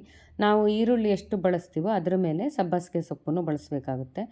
ಇದಿಷ್ಟು ಈರುಳ್ಳಿಗೆ ಇಷ್ಟು ಸಬ್ಬಸಿಗೆ ಸೊಪ್ಪಿದ್ರೆ ಸಾಕಾಗುತ್ತೆ. ಈಗ ಎಲ್ಲವನ್ನು ಹೆಚ್ಚಿಟ್ಕೊಂಡಾದ್ರ ಮೇಲೆ ಈರುಳ್ಳಿನ ನಾನು ಒಂದು ಪಾತ್ರೆಗೆ ಹಾಕ್ಕೊಂಬಿಟ್ಟು ಇವಾಗ ಸ್ವಲ್ಪ ಬಿಡಿ ಬಿಡಿ ಆಗೋ ಹಾಗೆ ಈ ರೀತಿಯಾಗಿ ಸ್ವಲ್ಪ ಕಿವುಚ್ಕೊಳ್ಬೇಕು. ಹಾಗೆಯೇ ಹಸಿಮೆಣಸಿನ್ಕಾಯಿನೂ ಹಾಕಿ ಸ್ವಲ್ಪ ಕಿವುಚ್ಕೊಂಡ್ರೆ ಚೆನ್ನಾಗಿರುತ್ತೆ. ನಂತರ ಈಗ ನಾನು ಸೊಪ್ಪನ್ನು ಕೂಡ ಇದಕ್ಕೆ ಸೇರಿಸ್ಬಿಟ್ಟು ಇದಕ್ಕೆ ಮುಖ್ಯವಾಗಿ ಬೇಕಾಗಿರುವಂಥದ್ದು ಈಗ ಕಡಲೆ ಹಿಟ್ಟನ್ನು ಕೂಡ ಅಷ್ಟೇ ಒಂದೇ ಸಲ ತುಂಬ ಹಾಕ್ಕೋಬಾರ್ದು, ಒಂದು ಸ್ವಲ್ಪ ಹಾಕ್ಕೊಂಡು ನೋಡಿಕೊಂಡು ಆಮೇಲೆ ಹಾಕ್ಕೋಬೇಕು. ಜೊತೆಗೆ ನೀರನ್ನು ಕೂಡ ಅಷ್ಟೇ ಜಾಸ್ತಿ ಬಳಸೋದು ಬೇಡ, ಯಾಕೆಂದರೆ ಈರುಳ್ಳಿ ಕೂಡ ನೀರು ಬಿಟ್ಕೊಳ್ಳುತ್ತಲ್ಲ ಅದಕ್ಕೋಸ್ಕರ. ನಂತರ ಒಂದು ಅರ್ಧ ಚಮಚದಷ್ಟು ಉಪ್ಪನ್ನು ಕೂಡ ನಾನಿಲ್ಲಿ ಸೇರಿಸ್ಕೊಳ್ತಾ ಇದ್ದೀನಿ. ಹಾಗೆ ಒಂದು ಅರ್ಧ ಲೋಟದಷ್ಟು ನೀರು ಹಾಕ್ಕೊಂಡು ಈ ರೀತಿಯಾಗಿ ಚೆನ್ನಾಗಿ ಕಲಿಸ್ಕೋಬೇಕು. ಆಮೇಲೆ ಬೇಕು ಅಂದರೆ ಹಿಟ್ಟು ಅಥವಾ ನೀರನ್ನು ನೋಡಿಕೊಂಡು ಬಳಸಬೇಕು, ಒಂದೇ ಸಲ ಜಾಸ್ತಿ ನೀರು ಕೂಡ ಹಾಕೋದಕ್ಕೆ ಹೋಗಬಾರ್ದು. ನೋಡಿ ಈಗ ಇಷ್ಟು ಕಲಿಸ್ಕೊಂಡಿದ್ದೀನಲ್ಲ, ಇವಾಗ ಹಿಟ್ಟು ಸ್ವಲ್ಪ ಕಡಿಮೆ ಆಗಿದೆ, ಇದಕ್ಕೆ ಸ್ವಲ್ಪ ನಾನು ಇನ್ನು ಹಿಟ್ಟನ್ನು ಸೇರಿಸ್ಕೊಳ್ತಾ ಇದ್ದೀನಿ. ಹಿಟ್ಟು ನೋಡ್ಕೊಂಡು ಹಾಕೋಬೇಕು, ತುಂಬಾ ಹಿಟ್ಟು ಹಾಕಿದರೆ ಚೆನ್ನಾಗಿರೋದಿಲ್ಲ. ಈರುಳ್ಳಿ ಮತ್ತು ಸಬ್ಬಸಿಗೆ ಸೊಪ್ಪಿಗೆ ಎಷ್ಟು ಹಿಟ್ಟು ಬೇಕೋ ಅಷ್ಟೇ ಹಾಕ್ಕೊಂಡ್ರೆ ಚೆನ್ನಾಗಿರುತ್ತೆ. ತುಂಬ ಈರುಳ್ಳಿ ಜಾಸ್ತಿ ಆದರೂ ಚೆನ್ನಾಗಿರಲ್ಲ, ತುಂಬ ಹಿಟ್ಟು ಜಾಸ್ತಿ ಆದರೂ ಚೆನ್ನಾಗಿರಲ್ಲ. ಎರಡನ್ನೂ ಸಮವಾಗಿದೆ, ತುಂಬಾ ಚೆನ್ನಾಗಿ ಬರುತ್ತೆ. ಹಾಗೆ ಇದಕ್ಕೆ ಬರೀ ಹಸಿಮೆಣಸಿನ್ಕಾಯಿ ಹಾಕಬೇಕಂತಿಲ್ಲ, ಸ್ವಲ್ಪ ಖಾರದ ಪುಡಿ, ಸ್ವಲ್ಪ ಹಸಿಮೆಣಸಿನ್ಕಾಯಿನೂ ಕೂಡ ಬಳಸ್ಕೋಬೋದು. ಹಸಿಮೆಣಸಿನ್ಕಾಯಿ ತಿನ್ನೋಕ್ಕೆ ಆಗಲ್ಲ ಎನ್ನೋರು ಪೂರ್ತಿಯಾಗಿ ಖಾರದ ಪುಡಿನೇ ಕೂಡ ಬಳಸ್ಕೋಬೋದು, ಅಡ್ಡಿ ಏನಿಲ್ಲ. ಆದರೆ ಹಸಿಮೆಣಸಿನ್ಕಾಯಿ ಹಾಕಿದರೆ ಸ್ವಲ್ಪ ರುಚಿ ಬೇರೆ ಇರುತ್ತೆ ಅಂತ ಅಷ್ಟೇ. ಆನಂತರ ನೋಡಿ ಕಲಸಿ ಆದಮೇಲೆ ಉಂಡೆ ಕಟ್ಟೋಕ್ಕೆ ಬರುತ್ತಾ ಅಂತ ನೋಡ್ಕೋಬೇಕು, ಅಷ್ಟು ಬಂದರೆ ಹಿಟ್ಟು ಹದವಾಗಿದೆ ಅಂತ. ನೋಡಿ ಬೋಂಡ ಮಾಡೋದಕ್ಕೆ ಹಿಟ್ಟು ತಯಾರಾಯಿತು. ನಂತರ ಕಾಯಿಸ್ಕೋಬೇಕಲ್ಲ, ಅದಕ್ಕೆ ನಾನಿಲ್ಲಿ ಎಣ್ಣೆಯನ್ನು ಸ್ವಲ್ಪ ಕಾಯಕ್ಕೆ ಇಟ್ಕೊಂಡಿದ್ದೀನಿ. ಸ್ವಲ್ಪ ಬಿಸಿ ಆದ್ರ ಮೇಲೆ ಚಿಕ್ಕ ಚಿಕ್ಕ ಉಂಡೆಗಳನ್ನು ಮಾಡಿಕೊಂಡು ನಾವು ಹಾಕ್ಕೊಂಡ್ರೆ ಆಯಿತು. ಈ ರೀತಿಯಾಗಿ ಮಧ್ಯಮ ಉರಿಯಲ್ಲಿಟ್ಕೊಂಡು ನಿಧಾನವಾಗಿ ಒಂದೊಂದೇ ಉಂಡೆಯನ್ನು ಹಾಕ್ಕೊಳ್ತಾ ಹೋಗಬೇಕು. ಈಗ ಎಲ್ಲ ಹಾಕ್ಕೊಂಡಾದ್ರ ಮೇಲೆ ಒಂದು 10 ಸೆಕೆಂಡ್ ಆದರೂ ಸುಮ್ಮನೆ ಬಿಟ್ಟು ಬಿಡಬೇಕು, ಆವಾಗಲೇ ಸೌಟೆಲ್ಲ ಹಾಕಬಾರ್ದು, ಆವಾಗ ಒಡೆದೋಗುತ್ತೆ. ನಂತರ ನಿಧಾನವಾಗಿ ಇದನ್ನು ತಿರುಗಿಸ್ಕೊಂಡ್ರೆ ಆಯಿತು. ನೋಡಿ ಹೀಗೆ ತಿರುಗಿಸ್ತಾ ನಿಧಾನವಾಗಿ ಕಾಯಿಸ್ಕೋಬೇಕು. ತುಂಬ ಜೋರಾಗಿ ಉರಿ ಇಟ್ಕೊಂಡು ಕಾಯಿಸಿದ್ರೆ ಅಂತ ಆಗುತ್ತೆ ಗೊತ್ತಾ, ಮೇಲ್ಗಡೆ ಬೆಂದಂಗೆ ಆಗಿರುತ್ತೆ, ಒಳಗಡೆ ಎಲ್ಲ ಬೆಂದೇ ಇರಲ್ಲ. ಅದಕ್ಕೋಸ್ಕರ ಮಧ್ಯಮ ಉರಿಯಲ್ಲಿ ಇಟ್ಕೊಂಡು ಕಾಯಿಸಿದ್ರೆ ಚೆನ್ನಾಗಿ ಒಳಗಡೆನೂ ಬೆಂದಿರುತ್ತೆ, ಆವಾಗ ತಿನ್ನೋದಕ್ಕೂ ತುಂಬ ಚೆನ್ನಾಗಿರುತ್ತೆ. ನೋಡಿ ಹೀಗೆ ಎಷ್ಟು ಚೆನ್ನಾಗಿ ಕಾದಿದೆಯಲ್ಲ, ಈ ರೀತಿಯಾಗಿ ಹೊಂಬಣ್ಣ ಬರಬೇಕು. ಹೊಂಬಣ್ಣ ಬಂದ್ರ ಮೇಲೆ ತೆಗೆದಿಟ್ಕೊಂಡ್ರೆ ಆಯಿತು. ಈಗ ಇಷ್ಟು ಕಾದಿದ್ದು ಹದವಾಗಿದೆ. ಇವಾಗ ಈ ಬೋಂಡವನ್ನೆಲ್ಲ ನಾನು ತೆಗೆದಿಟ್ಕೊಳ್ತಾ ಇದ್ದೀನಿ. ನಾನಿಲ್ಲಿ ತುಂಬ ಚಿಕ್ಕದಾಗೂ ಬೋಂಡ ಮಾಡ್ಕೊಂಡಿಲ್ಲ, ತುಂಬ ದೊಡ್ಡದಾಗೂ ಮಾಡ್ಕೊಂಡಿಲ್ಲ, ಹದವಾದ ಸೈಜಲ್ಲಿ ಮಾಡ್ಕೊಂಡಿದ್ದೀನಿ. ಇಷ್ಟು ಮಾಡಿಕೊಂಡ್ರೆ ಸಾಕಾಗುತ್ತೆ. ಹಾಗೆಯೇ ಇನ್ನು ಉಳಿದಂಥ ಬೋಂಡ ಹಿಟ್ಟನ್ನು ಕೂಡ ಅದೇ ರೀತಿ ಚಿಕ್ಕ ಚಿಕ್ಕದಾಗಿ ಉಂಡೆ ಮಾಡಿಕೊಂಡು ಮಧ್ಯಮ ಉರಿಲಿಟ್ಟು ಕಾಯಿಸ್ಕೋಬೇಕು. ಜೋರಾಗಿ ಉರಿ ಇಟ್ಟು ಕಾಯಿಸ್ಬೇಡಿ, ನಿಧಾನವಾಗಿ ಈ ರೀತಿಯಾಗಿ ಕಾಯಿಸ್ಕೊಂಡ್ರೆ ಚೆನ್ನಾಗಿ ಕಾಯುತ್ತೆ, ಟೇಸ್ಟ್ ಕೂಡ ತುಂಬಾ ಚೆನ್ನಾಗಿ ಬರುತ್ತೆ. ಸಬ್ಬಕ್ಕಿ ಸೊಪ್ಪು ಹಾಕೋದ್ರಿಂದ ಇನ್ನಷ್ಟು ಫ್ಲೇವರು ತುಂಬಾ ಚೆನ್ನಾಗಿರುತ್ತೆ. ನೋಡಿದ್ರಲ್ಲ ಎಷ್ಟು ಚೆನ್ನಾಗಿ ನಿಧಾನವಾಗಿ ಕಾಯಿಸಿದ್ರೆ ಈ ರೀತಿಯಾಗಿ ಹೊಂಬಣ್ಣ ಬರುತ್ತೆ ಅಂತ. ಇಷ್ಟು ಹೊಂಬಣ್ಣ ಬಂದರೆ ಸಾಕು, ತೆಗೆದಿಟ್ಕೋಬೇಕು. ತುಂಬಾ ಕಾಯಿಸ್ಕೋಬೇಡಿ, ತುಂಬ ರೋಸ್ಟ್ ಆದ್ರೂ ಕೂಡ ತುಂಬ ರುಚಿ ಬರೋದಿಲ್ಲ. ಅದಕ್ಕೋಸ್ಕರ ಇಷ್ಟು ಬಂದರೆ ಹದವಾಗಿರುತ್ತೆ. ನಾನೀಗ ಇದನ್ನೆಲ್ಲ ತೆಗೆದಿಟ್ಕೊಳ್ತಾ ಇದ್ದೀನಿ. ನೋಡಿದ್ರಲ್ವ ಎಷ್ಟು ರುಚಿಯಾದ ಬೋಂಡ ತಯಾರಾಯಿತು ಅಂತ. ಎಷ್ಟು ಬೇಗವಾಗಿ ಕೂಡ ಮಾಡ್ಕೋಬೋದು, ತುಂಬ ಸಾಮಗ್ರಿ ಕೂಡ ಹಾಕೋ ಹಾಗಿಲ್ಲ. ಮನೆಯಲ್ಲಿರುವಂಥ ಕೆಲವು ಸಾಮಗ್ರಿಗಳನ್ನು ಬಳಸಿ ಈ ರೀತಿಯಾಗಿ ಬೋಂಡ ಮಾಡ್ಕೋಬೋದು. ಇದು ಚಿತ್ರಾನ್ನ ಜೊತೆನೂ ತಿನ್ಬೋದು, ಮತ್ತು ಪಲಾವ್ ಜೊತೆ. ಹಾಗೆಯೇ ಸಂಜೆ ಕಾಫಿ ಸಮಯಕ್ಕೆ ಈ ರೀತಿಯಾಗಿ ಬಿಸಿ ಬಿಸಿಯಾಗಿ ಪಕೋಡ ಅಥವಾ ಬೋಂಡ ಮಾಡಿಕೊಟ್ರೆ ಎಲ್ಲರೂ ಖುಷಿಪಟ್ಟು ತಿಂದೇ ತಿಂತಾರೆ. ಸಬ್ಬಕ್ಕಿ ಸೊಪ್ಪು ಹಾಕಿದ್ರಿಂದ ತುಂಬಾ ರುಚಿಯಾಗಿ ಬಂದಿತ್ತು. ನಿಮ್ಮ ಮನೇಲೂ ಕೂಡ ಈ ರೀತಿಯಾಗಿ ಒಂದು ಸಲ ಮಾಡ್ಕೊಳ್ಳಿ, ತುಂಬಾ ರುಚಿಯಾಗಿರುತ್ತೆ, ನಿಮಗೂ ಕೂಡ ಇಷ್ಟ ಆಗ್ಬೋದು. ನೋಡಿದ್ರಲ್ವ, ಚಿತ್ರಾನ್ನನೂ ತಯಾರಾಯಿತು, ಚಟ್ನಿನೂ ತಯಾರಾಯಿತು, ಅದ್ರ ಜೊತೆಗೆ ಬೋಂಡ ಕೂಡ ತಯಾರು ಮಾಡಿ ಇಟ್ಕೊಂಡಿದ್ದೀನಿ. ಇದು ಸರ್ವ್ ಮಾಡುವಾಗ ಈ ರೀತಿಯಾಗಿ ತಟ್ಟೆಗೆ ಹಾಕಿಬಿಟ್ಟು ಕೊಟ್ಟರೆ ಖಂಡಿತವಾಗ್ಲೂ ಮಕ್ಕಳು ತುಂಬಾ ಇಷ್ಟಪಟ್ಟು ತಿಂತಾರೆ. ಹಾಗೆ ದೊಡ್ಡವರಿಗೂ ಕೂಡ ತುಂಬಾ ಇಷ್ಟ ಆಗುತ್ತೆ. ಎಷ್ಟು ಸುಲಭವಾಗಿ ಎಷ್ಟು ರುಚಿಯಾಗಿ ಈ ರೀತಿಯಾಗಿ ತಿಂಡಿ ಮಾಡ್ಕೋಬೋದು ಅಂತ ನೋಡಿದ್ರಲ್ವ. ಖಂಡಿತ ಆಗಲೂ ನಿಮ್ಮ ಮನೆಯಲ್ಲಿ ಈ ರೀತಿಯಾಗಿ ಮಾಡ್ಕೊಳ್ಳಿ, ಮತ್ತು ರುಚಿ ಹೇಗೆ ಬಂದಿತ್ತು ಅಂತ ಕಾಮೆಂಟಲ್ಲಿ ತಿಳಿಸೋದನ್ನು ಮಾತ್ರ ಮರಿಬೇಡಿ ಅಂತ ಹೇಳ್ತಾ ಇನ್ನೊಂದು ರೆಸಿಪಿಯ ಕಡೆಗೆ ಹೋಗೋಣ ಅಲ್ವಾ. ನಾನಿವತ್ತು ಮಕ್ಕಳಿಗೆ ಇಷ್ಟವಾಗುವಂಥ ಒಂದು ಫ್ರೂಟ್ ಸಲಾಡ್ನ ಮಾಡಿ ತೋರಿಸೋಣ ಅಂದ್ಕೊಂಡಿದ್ದೀನಿ. ಮಕ್ಕಳು ಹೋಟ್ಲಿಗೆಲ್ಲ ಹೋದರೆ ಕೇಳೋದೆ ಮೊದಲು ಐಸ್ ಕ್ರೀಮು ಜೊತೆಗೆ ಫ್ರೂಟ್ ಸಲಾಡ್ ಈ ರೀತಿಯಾಗಿದ್ದೇ ಕೇಳ್ತಾರೆ. ಈ ರೀತಿಯಾಗಿ ತಿನ್ನೋದಕ್ಕೆ ಹೋಟ್ಲಿಗೆ ಹೋಗ್ಬೇಕಂತಿಲ್ಲ, ನಮ್ಮ ಮನೇಲೂ ಕೂಡ ನಾವು ಮಾಡ್ಕೋಬೋದು. ಸುಲಭವಾಗಿ ಹೇಗೆ ಮಾಡೋದು ಅಂತ ನಾನು ತೋರಿಸ್ಕೊಳ್ತಾ ಇದ್ದೀನಿ. ಹಾಗೆಯೇ 2 ರೀತಿಯ ಫ್ರೂಟ್ ಸಲಾಡ್ನ ಒಂದೇ ರೆಸಿಪಿಯಲ್ಲಿ ಹೇಗೆ ಮಾಡೋದು ಅಂತಲೂ ಕೂಡ ತೋರಿಸ್ಕೊಡ್ತಾ ಇದ್ದೀನಿ. ಖಂಡಿತವಾಗ್ಲೂ ಈ ರೆಸಿಪಿ ನಿಮಗೆ ಇಷ್ಟ ಆಗ್ಬೋದು. ಇಷ್ಟ ಆದರೆ ನಿಮ್ಮ ಮನೇಲೂ ಕೂಡ ಮಾಡ್ಕೊಳ್ಳಿ ಅಂತ ಹೇಳ್ತಾ ರೆಸಿಪಿನ ಶುರು ಮಾಡೋಣ ಬನ್ನಿ. ಇದಕ್ಕೆ ಏನೇನು ಬೇಕು ಅಂತಂದರೆ, ನಾನು 2 ಬಾಳೆಹಣ್ಣು ತಗೊಂಡಿದ್ದೀನಿ, 2 ಸೇಬು ತಗೊಂಡಿದ್ದೀನಿ, ಜೊತೆಗೆ ದ್ರಾಕ್ಷಿ ಒಂದು ಸ್ವಲ್ಪ, ಮತ್ತು ಕಸ್ಟರ್ಡ್ ಪೌಡರು ಮತ್ತು ಹಾಲು ಎಷ್ಟು ಬೇಕೇ ಬೇಕು. ಇನ್ನು ಉಳಿದಂತೆ ಡ್ರೈ ಫ್ರೂಟ್ಸು ಎಲ್ಲ ಖಂಡಿತವಾಗ್ಲೂ ಹಾಕೋಬೋದು. ನಮ್ಗೆ ಇಷ್ಟ ಬಂದಂಥ ಡ್ರೈ ಫ್ರೂಟ್ಸನ್ನು ಬಳಸ್ಬೋದು. ಮೊದಲಿಗೆ ನಾನಿಲ್ಲಿ ಹಾಲನ್ನು ಬಿಸಿ ಮಾಡ್ಕೊಳ್ಳೋದಕ್ಕೆ ಒಂದು ಅರ್ಧ ಲೋಟದಷ್ಟು ಪಾತ್ರೆಗೆ ನೀರು ಹಾಕಿಟ್ಟಿದ್ದೀನಿ. ಎಂತಕ್ಕೆ ನೀರು ಹಾಕಿದ್ದೀನಿ ಅಂದರೆ, ಇಲ್ಲಿ ಹಾಲು ಕುದಿಯುವಾಗ ಕೆಲವು ಸಲ ತಳ ಹತ್ತಬಾರ್ದಲ್ವ, ಅದಕ್ಕೋಸ್ಕರ ಈ ರೀತಿಯಾಗಿ ಹಾಲನ್ನು ಕುದಿಸ್ಕೊಳ್ತೀನಿ. ಚೆನ್ನಾಗಿ 1-2 ಕುದಿ ಬರಬೇಕು. ಯಾವಾಗಲೂ ಹಾಲು ಕಾಯಿಸುವಾಗ ಅಷ್ಟೇ ಸ್ವಲ್ಪ ತಳಕ್ಕೆ ನೀರು ಹಾಕಿಬಿಟ್ಟು ಆಮೇಲೆ ಕಾಯಿಸೋಕೆ ಇಟ್ಕೋಬೇಕು. ಆವಾಗ ತಳ ಹತ್ತೋದಿಲ್ಲ. ಅದಕ್ಕೋಸ್ಕರ ಈ ಟ್ರಿಕ್ಸನ್ನು ಉಪಯೋಗಿಸಿ, ಖಂಡಿತವಾಗ್ಲೂ ನಿಮಗೆ ಉಪಯೋಗಕ್ಕೆ ಬಂದೇ ಬರುತ್ತೆ ಅಂತ ಹೇಳ್ತೀನಿ. ನೋಡಿ, ಇವಾಗ ತುಂಬ ಚೆನ್ನಾಗಿ ಕುದಿ ಬಂದಿದೆಯಲ್ಲ, ಹೀಗೆ 1-2 ನಿಮಿಷ ಚೆನ್ನಾಗಿ ಕುದಿ ಬರೋಕ್ಕೆ ಬಿಡಬೇಕು. ಇಲ್ಲಿ ಬಳಸುವಾಗ ಸ್ವಲ್ಪ ಗಟ್ಟಿ ಹಾಲನ್ನೇ ಬಳಸಬೇಕು. ನೀರಾಗಿರೋ ಹಾಲು ಬಳಸಿದರೆ ತುಂಬ ಚೆನ್ನಾಗಿರಲ್ಲ. ಅದಕ್ಕೋಸ್ಕರ ಸ್ವಲ್ಪ ಈ ರೀತಿಯಾಗಿ ಗಟ್ಟಿ ಇರೋಂಥ ಹಾಲನ್ನೇ ಬಳಸಬೇಕು. ನಂತರ ಇದಕ್ಕೆ ಸ್ವಲ್ಪ ಕಸ್ಟರ್ಡ್ ಪೌಡರನ್ನು ಸೇರಿಸ್ಬೇಕು. ನಾನೇನು ಮಾಡಿದೆ ಅಂದರೆ, ಹಾಲು ಕಾಯಿಸುವಾಗಲೇ ಬಿಸಿಗೇ ಕಸ್ಟರ್ಡ್ ಪೌಡರ್ ಹಾಕಿಬಿಟ್ಟೆ. ಹಾಕಿದ್ರು ಕೂಡಲೇ ಮರ್ರೆ ನೋಡಿ ಈ ಥರ ಗಟ್ಟಿಯಾಗೋಯಿತು. ಅತ್ಲ ತಿರ್ಸಿದ್ರು ಇಲ್ಲ, ಇತ್ಲ ತಿರ್ಸಿದ್ರು ಇಲ್ಲ. ನೋಡಿ ಈಗ ಗಂಟು ಆಗೋಯ್ತಾ. ಇನ್ನೆಂತ ಮಾಡೋಕ್ಕಾಗಲ್ಲ ಅಂಥೇಳಿ ಇದನ್ನು ತಗೊಂಡೋಗಿ ಸೋಸ್ಬಿಟ್ಟೆ ಒಂದು ಸಲ. ನೀವು ಕೂಡ ಈ ತಪ್ಪನ್ನು ಮಾಡಬೇಡಿ ಆಯಿತಾ. ಸೋಸ್ಕೊಂಡ್ಬಿಟ್ಟು ಅದೇ ಹಾಲನ್ನು ಇಟ್ಬಿಟ್ಟು ಈಗ ಒಂದು ಬಟ್ಲು ತಗೊಂಡು ಕಸ್ಟರ್ಡ್ ಪೌಡರ್ ಹಾಕ್ಕೊಂಡೆ, ಅದಕ್ಕೆ ಸ್ವಲ್ಪ ನೀರನ್ನು ಹಾಕ್ಕೊಂಡು, ಅಂದರೆ ತಣ್ಣೀರನ್ನು ಹಾಕ್ಕೊಂಡು ಈ ರೀತಿಯಾಗಿ ಚೆನ್ನಾಗಿ ಕಲಿಸ್ಕೊಂಡ್ಬಿಟ್ಟು ಆಮೇಲೆ ಹಾಕ್ಕೊಂಡೆ. ಈಗ ಸರಿ ಆಯ್ತು ನೋಡಿ. ನಿಮ್ಮ ಮನೇಲೂ ನೀವು ಮಾಡುವಾಗ ಖಂಡಿತವಾಗ್ಲೂ ನಂತರ ತಪ್ಪು ಮಾಡೋದಕ್ಕೆ ಹೋಗಬೇಡಿ ಅಂತ, ಅದಕ್ಕೋಸ್ಕರನೇ ಇದನ್ನು ತೋರಿಸ್ಕೊಟ್ಟಿದ್ದೆ ನಿಮಗೆ. ಕೆಲವೊಂದು ಸಲ ಅಡುಗೆ ಮಾಡುವಾಗ ಸ್ವಲ್ಪ ವ್ಯತ್ಯಾಸ ಆಗೇ ಆಗುತ್ತೆ. ಆ ತಪ್ಪಿಂದ ಪುನಃ ಕಲ್ತ್ಕೋಬೋದು ಅಷ್ಟೇ. ಹಾಗೆ ಮುಂದೆ ಕೂಡ ಈ ರೀತಿ ಆಗದೆ ಇರೋಂಗೆ ಎಚ್ಚರಿಕೆ ವಹಿಸ್ಕೋಬೋದಲ್ವ. ಹಾಗೆ ಇದನ್ನು ತಿರುಗಿಸ್ತಾನೆ ಇರಬೇಕು, ಕೈ ಬಿಡಬಾರ್ದು. ಯಾಕೆಂದರೆ ಕೆಲವು ಸಲ ತಳ ಹತ್ತಿಬಿಡುತ್ತೆ. ಅದಕ್ಕೋಸ್ಕರ ನಿಧಾನವಾಗಿ ತಿರುಗಿಸ್ಕೋಬೇಕು. ಯಾಕೆಂದರೆ ಇವಾಗ ಕಸ್ಟರ್ಡ್ ಪೌಡರ್ ಹಾಕಿದ್ವಲ್ಲ, ಅದಕ್ಕೋಸ್ಕರ ಇದು ತುಂಬ ತೆಳುವಾಗಿ ಕಲಿಸ್ಕೋಬಾರ್ದು. ಸ್ವಲ್ಪ ದಪ್ಪ ಬರೋ ತನಕ ತಿರುಗಿಸ್ತಾನೇ ಇರಬೇಕು. ನೋಡಿ, ಈ ರೀತಿಯಾಗಿ ಸ್ವಲ್ಪ ದಪ್ಪ ಆದಮೇಲೆ ನಂತರ ಇದಕ್ಕೆ ಸ್ವಲ್ಪ ಸಕ್ಕರೆಯನ್ನು ಸೇರಿಸ್ಬೇಕು. ಸಕ್ಕರೆ ಸೇರಿಸ್ಬೇಕಾದ್ರೆ ನೋಡ್ಕೊಂಡು ಹಾಕ್ಕೊಳ್ಳಿ. ನಾನಿಲ್ಲಿ 4-5 ಚಮಚ ಆಗೋಷ್ಟು ಸಕ್ಕರೆಯನ್ನು ಹಾಕ್ಕೊಂಡೆ, ಅಷ್ಟಾದರೆ ಸಾಕಾಯಿತು. ಹೆಚ್ಚು ಕಮ್ಮಿ ನಾನಿಲ್ಲಿ ಒಂದು ಅರ್ಧ ಲೀಟ್ರ್ ಆಗೋಷ್ಟು ಹಾಲನ್ನು ಮಾತ್ರ ತಗೊಂಡಿದ್ದೆ. ನೀವು ಹಾಲಿನ ಪ್ರಮಾಣ ನೋಡಿಕೊಂಡು ಆಮೇಲೆ ಸಕ್ಕರೆಯನ್ನು ಇದಕ್ಕೆ ಬಳಸಬೇಕಾಗುತ್ತೆ. ನಾನಿಲ್ಲಿ ಅರ್ಧ ಲೀಟ್ರಿಗೆ ಆಗೋಷ್ಟು ಒಂದು 4-5 ಚಮಚ ಸಕ್ಕರೆಯನ್ನು ಇಲ್ಲಿ ಹಾಕ್ಕೊಳ್ತಾ ಇದ್ದೀನಿ. ಕೊನೆಯದಾಗಿ ಸಕ್ಕರೆನ ಹಾಕಿ ಚೆನ್ನಾಗಿ ಕಲಿಸ್ಕೋಬೇಕು. ಸಕ್ಕರೆ ಕರಗೋ ತನಕ ಕಲಿಸ್ಕೊಂಡ್ರೆ ಸಾಕಾಗುತ್ತೆ. ನೋಡಿ, ಈಗ ಸಕ್ಕರೆ ಹಾಕ್ಕೊಂಡೆ, ಇದು ಕರಗೋ ತನಕ ನಾನೀಗ ಕಲಿಸ್ತಾ ಇರ್ತೀನಿ. ಇದು ಕಸ್ಟರ್ಡ್ ಪೌಡರ್ ಹಾಕಿದ ಮೇಲೆ ತುಂಬ ಹೊತ್ತು ಏನೂ ತಗೊಳ್ಳೋದಿಲ್ಲ. ಒಂದು 2-3 ನಿಮಿಷ ಆಗೋಷ್ಟರಲ್ಲಿ ಚೆನ್ನಾಗಿ ಇದು ಸಕ್ಕರೆನೂ ಕರಗಿರುತ್ತೆ. ಹಾಗೆಯೇ ಕಸ್ಟರ್ಡ್ ಪೌಡರ್ ಹಾಕಿದ್ದೆಲ್ಲ ಇವಾಗ ತಯಾರಾಗಿರುತ್ತೆ. ಇದನ್ನು ಹೀಗೇ ಇಟ್ಟು ತಣ್ಣಗೆ ಮಾಡ್ಬೋದು. ಇಲ್ಲಾಂದರೆ ಸ್ವಲ್ಪ ತಣ್ಣಗಾದಮೇಲೆ ಫ್ರಿಜ್ಜಲ್ಲಿ ಇಟ್ಟಾದರೂ ತಣ್ಣಗೆ ಮಾಡಿ ಬಳಸ್ಕೋಬೋದು, ಅಡ್ಡಿ ಏನಿಲ್ಲ. ಈಗ ನಾನು ಇದನ್ನು ತೆಗೆದು ಕೆಳಗಡೆ ಇಟ್ಕೊಂಡು ಹಾಗೆ ತಣ್ಣಗೆ ಮಾಡ್ಕೊಳ್ತಾ ಇದ್ದೀನಿ. ಜೊತೆಗೆ ಇದಕ್ಕೆ ಡ್ರೈ ಫ್ರೂಟ್ಸ್ಗಳನ್ನು ಬಳಸ್ಬೋದು. ನಮಗೆ ಯಾವ್ಯಾವುದು ಡ್ರೈ ಫ್ರೂಟ್ಸ್ ಇಷ್ಟನೋ ಅದನ್ನು ಖಂಡಿತವಾಗ್ಲೂ ಇಲ್ಲಿ ಬಳಸ್ಕೋಬೋದು. ನಾನಿಲ್ಲಿ ದ್ರಾಕ್ಷಿ, ಗೋಡಂಬಿ ಮತ್ತು ಬಾದಾಮಿನ ಬಳಸ್ಕೊತಾ ಇದ್ದೀನಿ. ಎಲ್ಲವನ್ನು ಕೂಡ ಚಿಕ್ಕದಾಗಿ ಕಟ್ ಮಾಡ್ಕೋಬೇಕು. ನಾನಿಲ್ಲಿ ಮೊದಲಿಗೆ ಒಂದು 8-10 ಬಾದಾಮಿ ತಗೊಂಡಿದ್ದೀನಿ. ಬಾದಾಮಿನೂ ಅಷ್ಟೇ ತುಂಬ ಚಿಕ್ಕದಾಗಿ ಸಣ್ಣಕ್ಕೆ ಹೆಚ್ಚಿಟ್ಕೊಳ್ತಾ ಇದ್ದೀನಿ. ಡ್ರೈ ಫ್ರೂಟ್ಸು ಜಾಸ್ತಿ ಹಾಕಿದರೆ ಖಂಡಿತವಾಗ್ಲೂ ತಿನ್ನೋದಕ್ಕೆ ಇಷ್ಟ ಆಗುತ್ತಲ್ಲ, ಮಕ್ಕಳಿಗಂತೂ ತುಂಬಾ ಇಷ್ಟಪಟ್ಟು ತಿಂತಾರೆ. ಆನಂತರ ನಾನು ಇಲ್ಲಿ ಗೋಡಂಬಿನೂ ಕೂಡ ಈ ರೀತಿಯಾಗಿ ಸಣ್ಣದಾಗಿ ಕಟ್ ಮಾಡಿ ಹಾಕ್ಕೊಳ್ತಾ ಇದ್ದೀನಿ. ಬೇರೆ ಡ್ರೈ ಫ್ರೂಟ್ಸ್ ಇದ್ದರೆ ಅದನ್ನು ಕೂಡ ಖಂಡಿತವಾಗ್ಲೂ ಹಾಕೋಬೋದು. ನಾನಿಲ್ಲಿ ಗೋಡಂಬಿ, ದ್ರಾಕ್ಷಿ ಮತ್ತು ಬಾದಾಮಿ ಇದಿಷ್ಟನ್ನೇ ಬಳಸ್ತಾ ಇದ್ದೀನಿ. ಇವಾಗ ಡ್ರೈ ಫ್ರೂಟ್ಸು ಎಲ್ಲ ಕಟ್ ಮಾಡಿ ಇಟ್ಕೊಂಡಿದ್ದೀನಿ. ಇದನ್ನು ಒಂದು ತಟ್ಟೆಯಲ್ಲಿ ಸಪ್ರೇಟಾಗಿ ತೆಗೆದಿಟ್ಕೊಳ್ತಿದ್ದೀನಿ.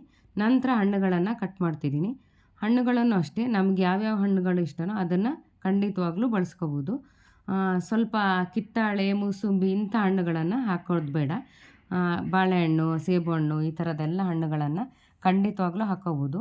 ಮಾಮೂಲಿ ಬಾಳೆಹಣ್ಣನ್ನು ಚಿಕ್ಕದಾಗಿ ನಾನು ಕಟ್ ಮಾಡಿ ಇಟ್ಕೊಳ್ತೀನಿ. ಮಾಮೂಲಿ ಫ್ರೂಟ್ ಸಲಾಡ್ಗೆ ಹೇಗೆ ಕಟ್ ಮಾಡ್ತೀವೋ ಸಾಮಾನ್ಯವಾಗಿ ಎಲ್ಲರಿಗೂ ಗೊತ್ತೇ ಇರುತ್ತೆ. ಅದೇ ರೀತಿ ನಾನು ಚಿಕ್ಕ ಚಿಕ್ಕದಾಗಿ ಹೆಚ್ಚಿಟ್ಕೊಳ್ತಾ ಇದ್ದೀನಿ. ನಾನಿಲ್ಲಿ 2 ಬಾಳೆಹಣ್ಣನ್ನು ಬಳಸ್ಕೊತಿದ್ದೀನಿ. ಜಾಸ್ತಿ ಕ್ವಾಂಟಿಟಿ ಮಾಡುವಾಗ ಜಾಸ್ತಿ ಹಣ್ಣುಗಳನ್ನು ಬಳಸ್ಕೋಬೋದು.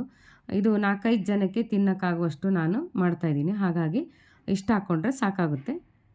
ಮತ್ತು ಯಾವ ಹಣ್ಣು ಇಷ್ಟನೋ ಅದನ್ನು ಜಾಸ್ತಿಯಾಗಿ ಖಂಡಿತವಾಗ್ಲೂ ಬಳಸ್ಬೋದು. ಇಲ್ಲಿ ಮತ್ತು ಸೇಬನ್ನು ಕೂಡ ನಾನು ಹಾಕ್ಕೊಳ್ತಾ ಇದ್ದೀನಿ. ಸೇಬನ್ನು ಸಿಪ್ಪೆ ಸಮೇತವಾಗಿ ಹಾಕ್ಕೊಳ್ತಾ ಇದ್ದೀನಿ. ಆವಾಗಲೇ ಹೇಳ್ದಂಗೆ ಸಿಪ್ಪೆ ಸಮೇತವಾಗಿ ಸೇಬನ್ನು ಬಳಸುವಾಗ ನೀವು ಇದನ್ನು ಖಂಡಿತವಾಗ್ಲೂ ಸ್ವಲ್ಪ ಉಪ್ಪು ನೀರು ಹಾಕಿ ತೊಳೆದ್ಬಿಟ್ಟು ಆಮೇಲೆ ಬಳಸಿದರೆ ಒಳ್ಳೆಯದು. ಯಾಕೆಂದರೆ ತುಂಬ ಕೆಮಿಕಲ್ ಎಲ್ಲ ಸ್ಪ್ರೇ ಮಾಡೇ ಇರ್ತಾರೆ. ಎಲ್ಲ ಹಣ್ಣುಗಳಿಗೂ ಅಷ್ಟೇ ತೊಳೆದು ತಿನ್ನೋದು ತುಂಬಾ ಒಳ್ಳೆಯದು. ಹಾಗಾಗಿ ನಾನು ಇದನ್ನು ಕೂಡ ಉಪ್ಪು ನೀರಲ್ಲಿ ತೊಳೆದ್ಬಿಟ್ಟು ಆಮೇಲೆ ಸೇಬನ್ನು ಬಳಸ್ಕೊಳ್ತಾ ಇದ್ದೀನಿ. ಜೊತೆಗೆ ಇಲ್ಲಿ ದ್ರಾಕ್ಷಿನೂ ಕೂಡ ತಗೊಂಡಿದ್ದೀನಿ. ದ್ರಾಕ್ಷಿನೂ ಕೂಡ 2 ಭಾಗ ಆಗಿ ಕಟ್ ಮಾಡಿ ಇಟ್ಕೊಂಡಿದ್ದೀನಿ. ಹಾಗೆ ಒಣ ದ್ರಾಕ್ಷಿನೂ ಕೂಡ ತಗೊಂಡಿದ್ದೀನಿ. ಅದನ್ನು ಕೂಡ ಹಾಕ್ಕೊಳ್ತಾ ಇದ್ದೀನಿ. ಇವೆಲ್ಲ ತಯಾರು ಮಾಡಿ ಇಟ್ಕೊಂಡಾದ್ರ ಮೇಲೆ ನಾನು ಆವಾಗಲೇ ತಣ್ಣಗಾಗಕ್ಕೆ ಇಟ್ಕೊಂಡಿದ್ದೆಲ್ಲ ಹಾಲಿನ ಮಿಶ್ರಣ ಈ ರೀತಿಯಾಗಿದೆ. ಈ ರೀತಿ ಹಾಕಿದರೆ ಚೆನ್ನಾಗಿರೋದಿಲ್ಲ. ಅದಕ್ಕೋಸ್ಕರ ನಾನು ಇದನ್ನು ಮಿಕ್ಸಿ ಜಾರ್ಗೆ ಹಾಕ್ಕೊಂಡು 1-2 ಸಲ ತಿರುಗಿಸ್ಕೊಂಡು ಅದು ಸ್ಮೂತ್ ಪೇಸ್ಟ್ ಥರ ಆಗುತ್ತೆ. ಹಾಗೆ ಮಾಡ್ಕೊಂಡು ಬರ್ತೀನಿ. ನೋಡಿ, ಇವಾಗ ನಾನು ಮಿಕ್ಸಿಗೆ ಹಾಕಿ ಪೇಸ್ಟ್ ಮಾಡ್ಕೊಂಡಿದ್ದೀನಿ. ಅದನ್ನು ಒಂದು ಪಾತ್ರೆಗೆ ಹಾಕೋಕ್ಕಿಂತ ಮುಂಚೆ ಮೊದಲಿಗೆ ನಾವು ಯಾವ ಬಟ್ಲಲ್ಲಿ ಸಲಾಡ್ ತಯಾರು ಮಾಡ್ತೀವಿ ಅದಕ್ಕೆ ಸ್ವಲ್ಪ ಹಣ್ಣುಗಳನ್ನೆಲ್ಲ ಹರಡ್ಕೊಳ್ತಾ ಇದ್ದೀನಿ. ಈ ರೀತಿಯಾಗಿ ಸ್ವಲ್ಪ ಭಾಗದಷ್ಟು ಹಣ್ಣನ್ನು ಹರಡ್ಕೊಳ್ತಾ ಇದ್ದೀನಿ. ನಂತರ ಸ್ವಲ್ಪ ಡ್ರೈ ಫ್ರೂಟ್ಸ್ ಎಲ್ಲ ಇರುತ್ತಲ್ಲ ಅದನ್ನು ಕೂಡ ಈ ರೀತಿಯಾಗಿ ಹಾಕ್ಕೊಳ್ತಾ ಇದ್ದೀನಿ. ಇವಾಗ ಬಟ್ಲಿಗೆ ಹಣ್ಣು ಮತ್ತು ಡ್ರೈ ಫ್ರೂಟ್ಸು ಎಲ್ಲ ಹಾಕಿ ಆದಮೇಲೆ ಪೇಸ್ಟ್ ಮಾಡಿ ಇಟ್ಕೊಂಡಿದ್ದೆಲ್ಲ ಹಾಲಿನ ಮಿಶ್ರಣ ಇದನ್ನು ಕೂಡ ಹಾಕ್ಕೊಳ್ತಾ ಇದ್ದೀನಿ. ಪೇಸ್ಟ್ ಮಾಡೋದ್ರಿಂದ ಎಷ್ಟು ಚೆನ್ನಾಗಿ ಬಂದಿದೆ ನೋಡಿ. ಈ ರೀತಿ ಹಾಕ್ಕೊಂಡ್ರೆ ತುಂಬಾ ಚೆನ್ನಾಗಿರುತ್ತೆ. ನಂತರ ಇವಾಗ ಉಳಿದಂಥ ಹಣ್ಣುಗಳನ್ನು ಪೂರ್ತಿಯಾಗಿ ಹಾಕ್ಕೊಳ್ತಾ ಇದ್ದೀನಿ. ಇಲ್ಲಿ ಕಿತ್ತಳೆ ಹಣ್ಣು ಮತ್ತು ಮೂಸಂಬಿ ಹಣ್ಣು ಖಂಡಿತವಾಗ್ಲೂ ನಾನು ಬಳಸಿಲ್ಲ. ಅದು ಬಳಸಿದರೆ ಅಷ್ಟು ಚೆನ್ನಾಗಿ ಬರೋದಿಲ್ಲ. ಅದಕ್ಕೋಸ್ಕರ ನಾನು ಇಲ್ಲಿ ಹಾಕಿಲ್ಲ. ಆಮೇಲೆ ಒಣ ದ್ರಾಕ್ಷಿಯನ್ನು ಕೂಡ ಹಾಕ್ಕೊಂಡಿದ್ದೀನಿ ನಾನಿಲ್ಲಿ. ನಂತರ ಏನು ಮಾಡಬೇಕೆಂದರೆ ಈಗ ಚೆನ್ನಾಗಿ ಮಿಶ್ರಣ ಮಾಡಬೇಕು. ಇವೆಲ್ಲವನ್ನು ತುಂಬ ಚೆನ್ನಾಗಿ ಈ ರೀತಿಯಾಗಿ ಮಿಶ್ರಣ ಮಾಡ್ಕೋಬೇಕು. ಮಿಶ್ರಣ ಮಾಡ್ಕೊಂಡಾದ್ರ ಮೇಲೆ ಈ ರೀತಿ ಮೇಲ್ಗಡೆ ಒಂದು ಸಲ ಉಳಿದಂತಹ ಡ್ರೈ ಫ್ರೂಟ್ಸ್ಗಳನ್ನು ಹರಡ್ಕೋಬೇಕು. ನೋಡಿ, ಇವಾಗ ಎಷ್ಟು ಚೆನ್ನಾಗಿ ಕಾಣ್ತಿದ್ದಿಲ್ಲ. ಇದನ್ನು ಒಂದು ಅರ್ಧ ಗಂಟೆ ಸಮಯಕ್ಕಾದ್ರೂ ಫ್ರಿಜ್ಜಲ್ಲಿ ಇಡಬೇಕು. ಆವಾಗ ತಣ್ಣಗೆ ತುಂಬಾ ಚೆನ್ನಾಗಿರುತ್ತೆ. ನೋಡಿ, ಈಗ ಅರ್ಧ ಗಂಟೆ ಆಗಿದೆ. ಇದನ್ನು ನಾನು ಫ್ರಿಜ್ಜಿಂದ ತೆಗಿತಾ ಇದ್ದೀನಿ. ತೆಗೆದ ಮೇಲೆ ನೋಡಿ ಎಷ್ಟು ಸೂಪರಾಗಿ ಬಂದಿದೆಯಲ್ಲ, ಚೆನ್ನಾಗಿ ಸೆಟ್ಟಾಗಿದೆ. ಹಾಗಂತೇಳಿ ಇದು ಐಸ್ ಕ್ರೀಮ್ ಥರ ಗಟ್ಟಿಯಾಗಿ ಸೆಟ್ಟಾಗಿರಲ್ಲ. ಇದು ಲಿಕ್ವಿಡ್ ರೂಪದಲ್ಲೇ ಇರುತ್ತೆ. ಆದರೆ ತುಂಬ ತಣ್ಣಗಾಗಿ ತುಂಬಾ ಚೆನ್ನಾಗಿರುತ್ತೆ. ಇಷ್ಟ ಆದರೆ ಇದರಲ್ಲಿ 2 ರೆಸಿಪಿನ ಹೇಗೆ ಮಾಡೋದು ಅಂತ ನಾನಿವತ್ತು ತೋರಿಸ್ಕೊಡ್ತಾ ಇದ್ದೀನಿ. ಒಂದೇ ಬೇಸನ್ನು ಬಳಸ್ಕೊಂಡು 2 ರೀತಿಯಾದ ಫ್ರೂಟ್ ಸಲಾಡನ್ನು ಮಾಡ್ಕೋಬೋದು. ಒಂದು ಐಸ್ ಕ್ರೀಮನ್ನು ಬಳಸಿ ಮಾಡುವಂಥದ್ದು, ಇನ್ನೊಂದು ತಂಪಿನ ಬೀಜವನ್ನು ಬಳಸಿ ಮಾಡುವಂಥದ್ದು. 2 ಕೂಡ ಅಷ್ಟೇ ತುಂಬಾ ಚೆನ್ನಾಗಿರುತ್ತೆ ರೆಸಿಪಿ. ಖಂಡಿತವಾಗ್ಲೂ ಅದನ್ನು 2ನ್ನು ಹೇಗೆ ಮಾಡೋದು ಅಂತ ಈಗ ತೋರಿಸ್ಕೊಡ್ತೀನಿ. ಮೊದಲಿಗೆ ನಾನು ಇದನ್ನೆಲ್ಲ ಚೆನ್ನಾಗಿ ಒಂದು ಸಲ ಮಿಶ್ರಣ ಮಾಡ್ಕೊಂಡಿರ್ತೀನಿ. ಯಾಕೆಂದರೆ ಸ್ವಲ್ಪ ಗಟ್ಟಿಯಾಗಿರುತ್ತೆ ಫ್ರಿಜ್ಜಲ್ಲಿ ಇಟ್ಬಿಟ್ಟು. ನೋಡಿ, ಆವಾಗ ಫ್ರಿಜ್ಜಲ್ಲಿ ಇಟ್ಟಾಗ ಎಷ್ಟು ತೆಳುವಾಗಿತ್ತು, ಈಗ ಸುಮಾರು ಗಟ್ಟಿಯಾಗಿದೆಯಲ್ಲ, ಈ ರೀತಿ ಆಗಿರುತ್ತೆ. ಈಗ ನಾನೇನು ಮಾಡ್ತೀನಿ ಅಂದರೆ ಅದರಲ್ಲಿ ಅರ್ಧ ಮಿಶ್ರಣವನ್ನು ತೆಗೆದಿಟ್ಕೊಳ್ತೀನಿ. ಅದು ಮತ್ತೊಂದು ರೆಸಿಪಿ ಮಾಡಬೇಕಿದೆಯಲ್ಲ, ಅದಕ್ಕೋಸ್ಕರ ಅದನ್ನು ತೆಗೆದಿಟ್ಕೊಳ್ತೀನಿ. ಈಗ ನಾನು ಇಲ್ಲಿರುವಂತಹ ಮಿಶ್ರಣವನ್ನು ಒಂದು ಬೌಲ್ಗೆ ಹಾಕ್ಕೊಳ್ತಾ ಇದ್ದೀನಿ. ಇದು ಮತ್ತೊಂದು ರೆಸಿಪಿ ಮಾಡೋದಕ್ಕೆ. ನೋಡಿ, ಇವಾಗ ಒಂದು ಬೌಲ್ಗೆ ಹಾಕ್ಕೊಂಡಾದ್ರ ಮೇಲೆ ಈಗ ಇದಕ್ಕೆ ಯಾವುದಾದ್ರೂ ಒಂದು ಐಸ್ ಕ್ರೀಮ್ ಹಾಕ್ಕೋಬೇಕು. ನಮಗೆ ಯಾವುದು ಇಷ್ಟನೋ ಆ ಫ್ಲೇವರ್ ಹಾಕ್ಕೋಬೋದು, ಚೆನ್ನಾಗಿರುತ್ತೆ. ನಾನಿಲ್ಲಿ ವೆನಿಲಾ ಫ್ಲೇವರ್ ಇರುವಂಥ ಐಸ್ ಕ್ರೀಮನ್ನ ಹಾಕ್ಕೊಳ್ತಾ ಇದ್ದೀನಿ.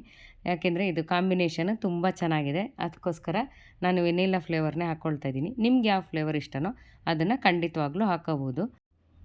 ನೋಡಿ, ಒಂದೇ ರೀತಿ ಫ್ರೂಟ್ಸ್ ಸಲಾಡ್ನ ಬೇರೆ ಬೇರೆ ವಿಧವಾಗಿ ಮಾಡ್ಕೊಂಡು ತಿನ್ಕೋಬೋದಲ್ವ. ನೋಡಿ, ಈಗ ಒಂದು ವಿಧವಾಗಿ ಹೇಗೆ ಮಾಡೋದು ಅಂತ ತೋರಿಸ್ಕೊಡ್ತಾ ಇದ್ದೀನಿ.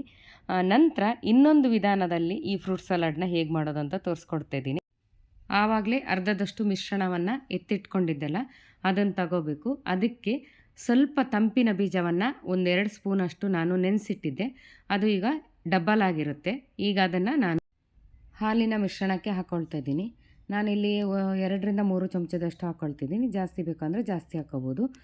ಇಷ್ಟು ಹಾಕಿದರೆ ಸರಿಯಾಗುತ್ತೆ ಅಷ್ಟು ಕ್ವಾಂಟಿಟಿಗೆ. ಅದಕ್ಕೋಸ್ಕರ ಇಷ್ಟನ್ನೇ ಹಾಕ್ಕೊಳ್ತಾ ಇದ್ದೀನಿ. ನಂತರ ಇದಕ್ಕೆ ಡ್ರೈ ಫ್ರೂಟ್ಸ್ಗಳನ್ನು ತುಂಡು ಮಾಡಿ ಇಟ್ಕೊಂಡಿದ್ದೆಲ್ಲ ಅದನ್ನು ಸ್ವಲ್ಪ ಹಾಕ್ತಾಯಿದ್ದೀನಿ. ಯಾಕೆಂದರೆ ತುಂಬ ಚೆನ್ನಾಗಿ ಕಾಣುತ್ತಲ್ಲ ನೋಡೋದಕ್ಕೂ, ಆವಾಗ ತಿನ್ನೋದಕ್ಕೂ ಖುಷಿ ಆಗುತ್ತೆ. ಅದಕ್ಕೋಸ್ಕರ ನಾನು ಈ ರೀತಿಯಾಗಿ ಹಾಕ್ಕೊಳ್ತಾ ಇದ್ದೀನಿ.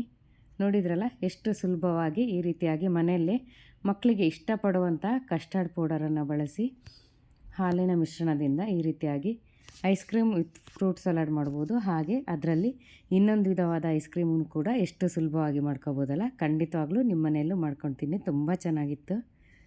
ಹಾಗೆಯೇ ನಾನಿವತ್ತು ಮಲೆನಾಡಿನಲ್ಲಿ ಮಾಡುವಂಥ ಒಂದು ಸಿಂಪಲ್ ಅಡುಗೆನ ತೋರಿಸ್ಕೊಡ್ತಾ ಇದ್ದೀನಿ.